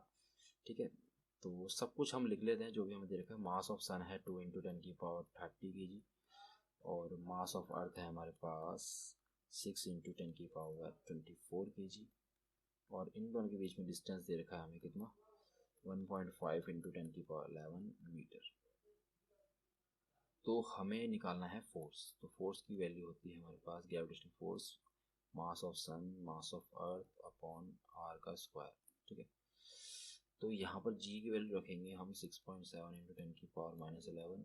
Mass of सन है हमारे पास 6 × 10⁻24, और मास ऑफ अर्थ है हमारे पास मास ऑफ अर्थ कितना है 6 × 10⁻24 अर्थ, और सन का मास है 2 × 10⁻30, और नीचे है हमारे पास रेडियस का स्क्वायर यानी कि 1.5 × 10⁻11 का स्क्वायर। ठीक है, ये मीटर को हटा देता हूँ। तो 1.5 का स्क्वायर तो आपको पता है 2.25 होगा। ठीक है, और 10⁻11 का स्क्वायर 10⁻22 हो जाएगा। 6.7 × 2 हो जाएगा हमारे पास 6 36 40 40.2 × 2। ठीक है, और 10 की पावर हो जाएगी हमारे पास 4 में से 1 गया 3, 2 में से 1 गया 13, 13 + 30 हो जाएगा हमारे पास 43। ठीक है, 43 हो जाएगा ना, 4 में से 1 गया 3, 2 में से 1 गया 1, तो 13 + 30 43 हो जाएगा।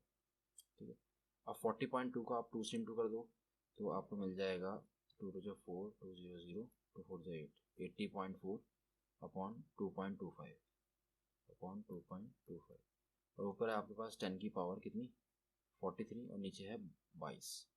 43 को आप क्या करेंगे 22 से आप सब्ट्रैक्ट करेंगे तो आपको मिल जाएगा यहाँ पे 11 21, हाँ 10 की पावर 21 आएगी। ठीक है, 3 में से 2 गया 1, 4 में 2 गया 2। ठीक है, अब 80.4 को आपने 2.25 से क्या करना है डिवाइड करना है। ठीक है, 80.4 को डिवाइड करना है आपने 2.25 से 2.25, तो आपको मिल जाएगा 35.733। ठीक है, 35.733। तो अगर आप इसको आगे मॉडिफाई करेंगे तो अगर 3.57 करूँ मैं लिखूँ इसको तो 10 की पावर कितनी होगी 10 की पावर 22 हो जाएगी। ठीक है, एक पावर बढ़ानी पड़ेगी क्योंकि पॉइंट को मैंने खिसका दिया आगे। इसके बाद 3.57 जो है 7 को आप हटाएंगे तो 5 हमारा 6 हो जाएगा, तो 3.6 आ जाएगा। 3.6 × 10 की पावर 22 न्यूटन इसका क्या होगा आंसर होगा। ठीक है ना, अब पढ़ते हैं नेक्स्ट क्वेश्चन। बढ़िया अच्छा क्वेश्चन था।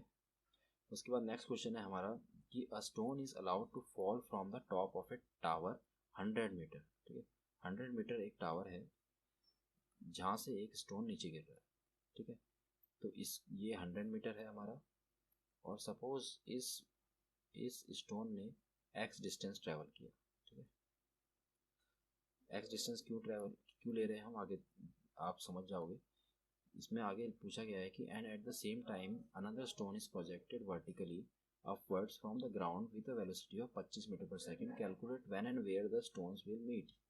ठीक है, दूसरा स्टोन भी आ रहा है नीचे से ऊपर आ रहा है, तो इस डिस्टेंस को हम ले लेंगे 100 - x। ठीक है, अब जब भी पहला स्टोन है फॉर स्टोन 1, ठीक है, तो स्टोन 1 के लिए हमारे पास u0 है, ये है फर्स्ट स्टोन, ये है हमारा नीचे वाला सेकंड स्टोन।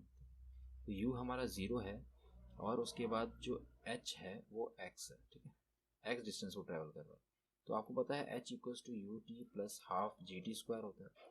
ठीक है, और g की वैल्यू आप यहाँ पर 10 यूज़ करेंगे। ठीक है, तभी आपका जो आंसर है वो सही आएगा। ठीक है, तो h की वैल्यू आपके पास है वहाँ पर x, तो यहाँ पर आप लिख देंगे x, और यहाँ पर नीचे आ जाएगा आपके पास आगे u की वैल्यू 0 है तो 0 आ जाएगा। उसके बाद g की वैल्यू है 10, t का स्क्वायर ऐसे ही रहेगा एज इट इज़, तो x की वैल्यू आपके पास आ जाएगी 5t²। ओके, तो इसको बना सकते हैं आप फर्स्ट इक्वेशन। फिर उसके बाद स्टोन 2 के बारे में आप जांच पड़ताल करेंगे कि भैया स्टोन 2 की इक्वेशन क्या है। स्टोन 2 के लिए u की वैल्यू इनिशियल वेलोसिटी से जिस वेलोसिटी से फेंका है वो है 25 मीटर पर सेकंड। ठीक है, उसके बाद h की वैल्यू होगी इसके लिए कितनी, h की वैल्यू होगी यहाँ पे 100 - x। ठीक है, तो h की फॉर्मूला यूज़ करेंगे, h = होगा यहाँ पे ut - ½ gt²। क्योंकि हमारी बॉडी ऊपर जा रही है इसलिए हम माइनस साइन यहाँ पे हमने लगाया है। ठीक है, तो h है हमारा 100 - x। ठीक है, और u की वैल्यू है 25, तो 25t हो जाएगा, 25t - ½ × 10 t²। ठीक है, आप फर्स्ट इक्वेशन से आप देखेंगे, फर्स्ट इक्वेशन में आपके पास x की वैल्यू है 5t²। इस वैल्यू को आपने यूज़ करना है यहाँ पर इस इक्वेशन में जो अभी इक्वेशन चल रही है, 100 - 5t² आ जाएगा। ठीक है, और राइट हैंड साइड में आ जाएगा 25t और इधर आ जाएगा 5t²। ठीक है, आप देखेंगे 5t² दोनों जगह है, वो भी माइनस सेम साइन का। तो सेम साइन की चीज़ें अगर और उनका मैग्नीट्यूड भी सेम है दोनों जगह, साइन भी सेम है, तो कैंसिल हो जाते हैं ना, ये कैंसिल हो गए। ठीक है, तो 25t = आ गया आपका 100 और तो टी की वैल्यू आ जाएगी 100/25, तो आपके पास आ जाएगा 4 सेकेंड। तो टाइम कितना लगेगा 4 सेकेंड। तो 4 सेकेंड बाद ये दोनों स्टोन क्या होंगे, मीट करेंगे। अब इस क्वेश्चन में ये भी पूछा है कि कहाँ मीट करेंगे, ये भी बताओ। तो कहाँ मीट करेंगे वो निकालना है अब हमें, ठीक है। व्हेन तो हमारा पता चल गया, व्हेन कब मिलेंगे, 4 सेकेंड बाद, ठीक है। बट वेयर, क्वेश्चन में लिखा है वेयर दे विल मीट, तो इसके लिए हम x की वैल्यू निकालेंगे। तो x की वैल्यू है हमारी 5t² और t की वैल्यू है हमारे पास, t की वैल्यू है 4, 4 का स्क्वायर हो जाएगा, तो 5 × 16 आपको मिल जाएगा x की वैल्यू 80 मीटर, ठीक है। तो ग्राउंड से 80 मीटर ऊपर हमारा जो है ये स्टोन दोनों मिलेंगे। बट ऊपर से कितना, नीचे से ऊपर कितना मिलेंगे, ऊपर से नीचे 80 मीटर है और नीचे से ऊपर कितना होगा, 100 - x कितना होगा हमारा, 100 से हम 80 का कर देंगे, माइनस कर देंगे, तो 20 मीटर। तो ग्राउंड से 20 मीटर ऊपर, ग्राउंड से 20 मीटर और ऊपर से 80 मीटर, ठीक है। ऊपर से 80 मीटर पे मिलेंगे और नीचे से 20 मीटर पे मिलेंगे, ठीक है।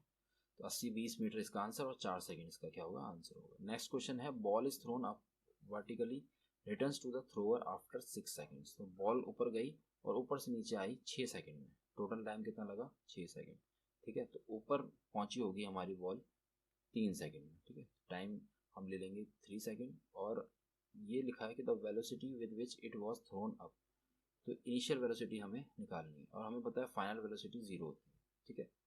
और उसके बाद फाइनल वेलोसिटी इक्वल टू होता है u - gt, ठीक है।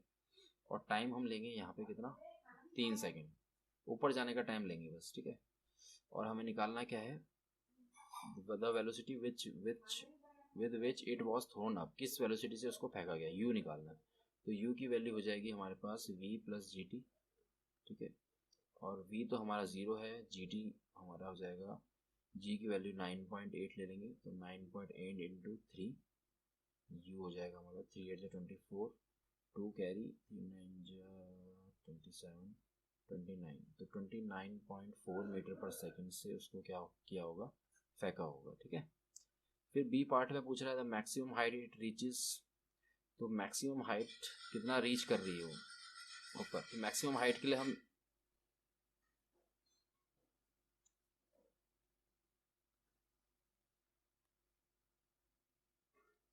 तो बी पार्ट में हमसे पूछा है कि भाई अब मैक्सिमम हाइट इट रीचेस, तो कितनी ऊपर वो पहुंचेगी, ठीक है। तो बी पार्ट के लिए हम फॉर्मूला कौन सा लगाएं, अब हमारे पास u आ चुका है, v आ चुका है, ठीक है।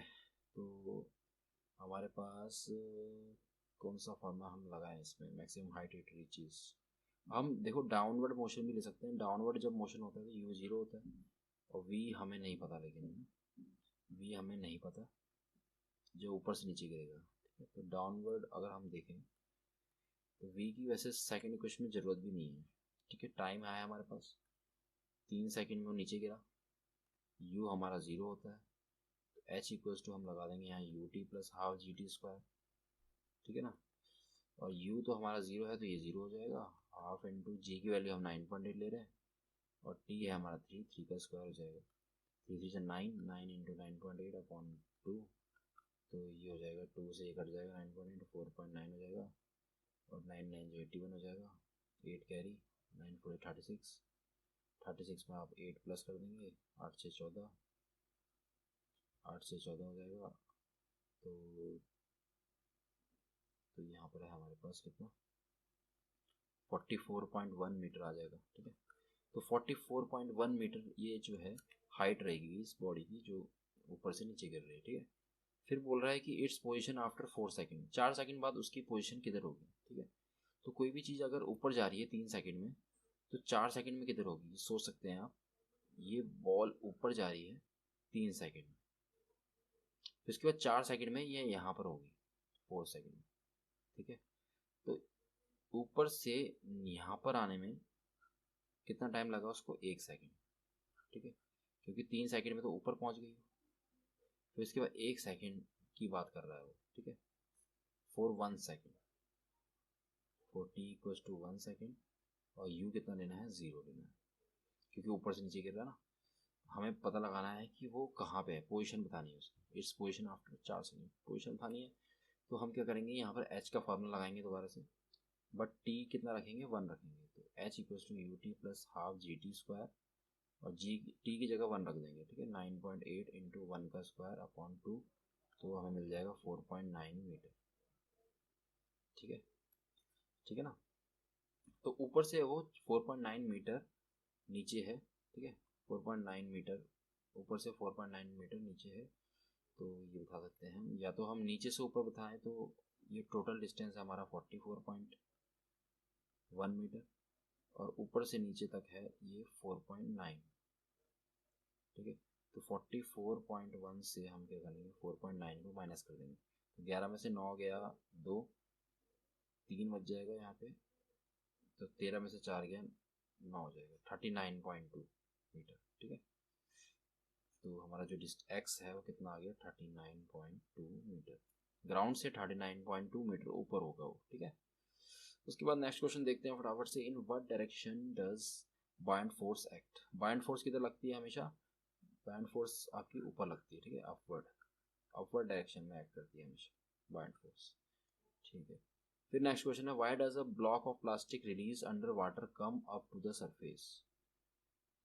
इसमें क्या लिखेंगे हम, due to buoyant force. Buoyant force की वजह से क्या होता है, बायंड फोर्स की वजह से क्या होता है, वो सरफेस पे तैरता है, ठीक है।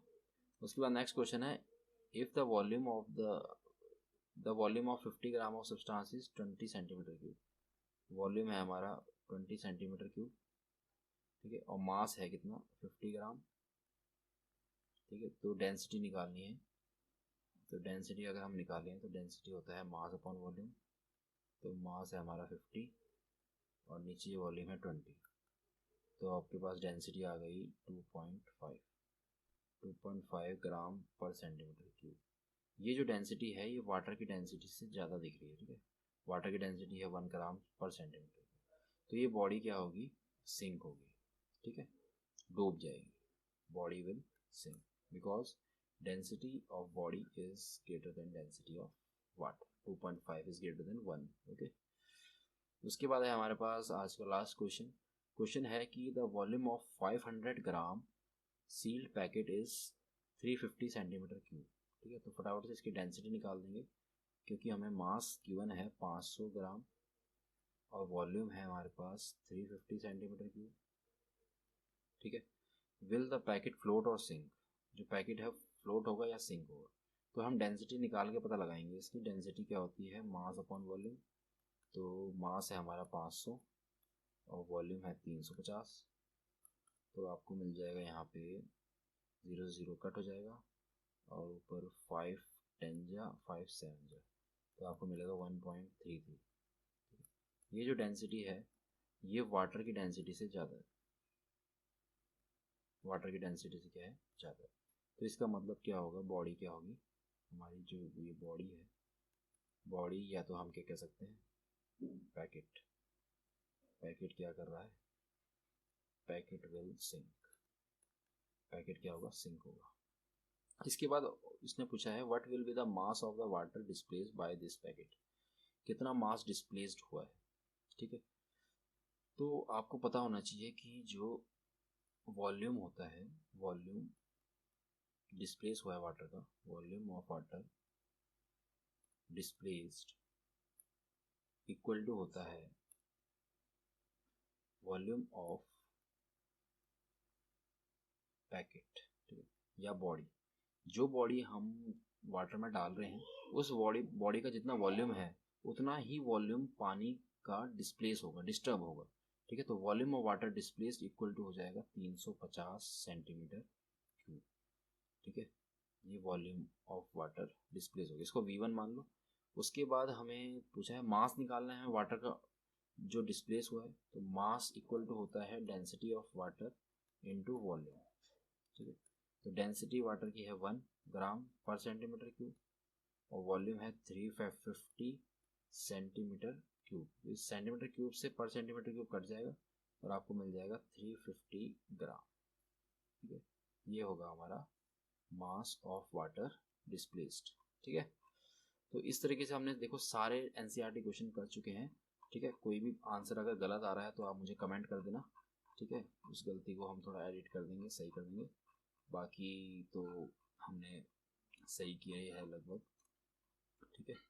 तो इसी तरह हम मोशन चैप्टर का भी क्या लाएंगे, वन शॉट लाएंगे। आप देखते रहिएगा हमारा चैनल और जुड़े रहिएगा हमसे। Keep supporting me. Thank you, bye bye. अब मैं चलता हूँ, टेक केयर।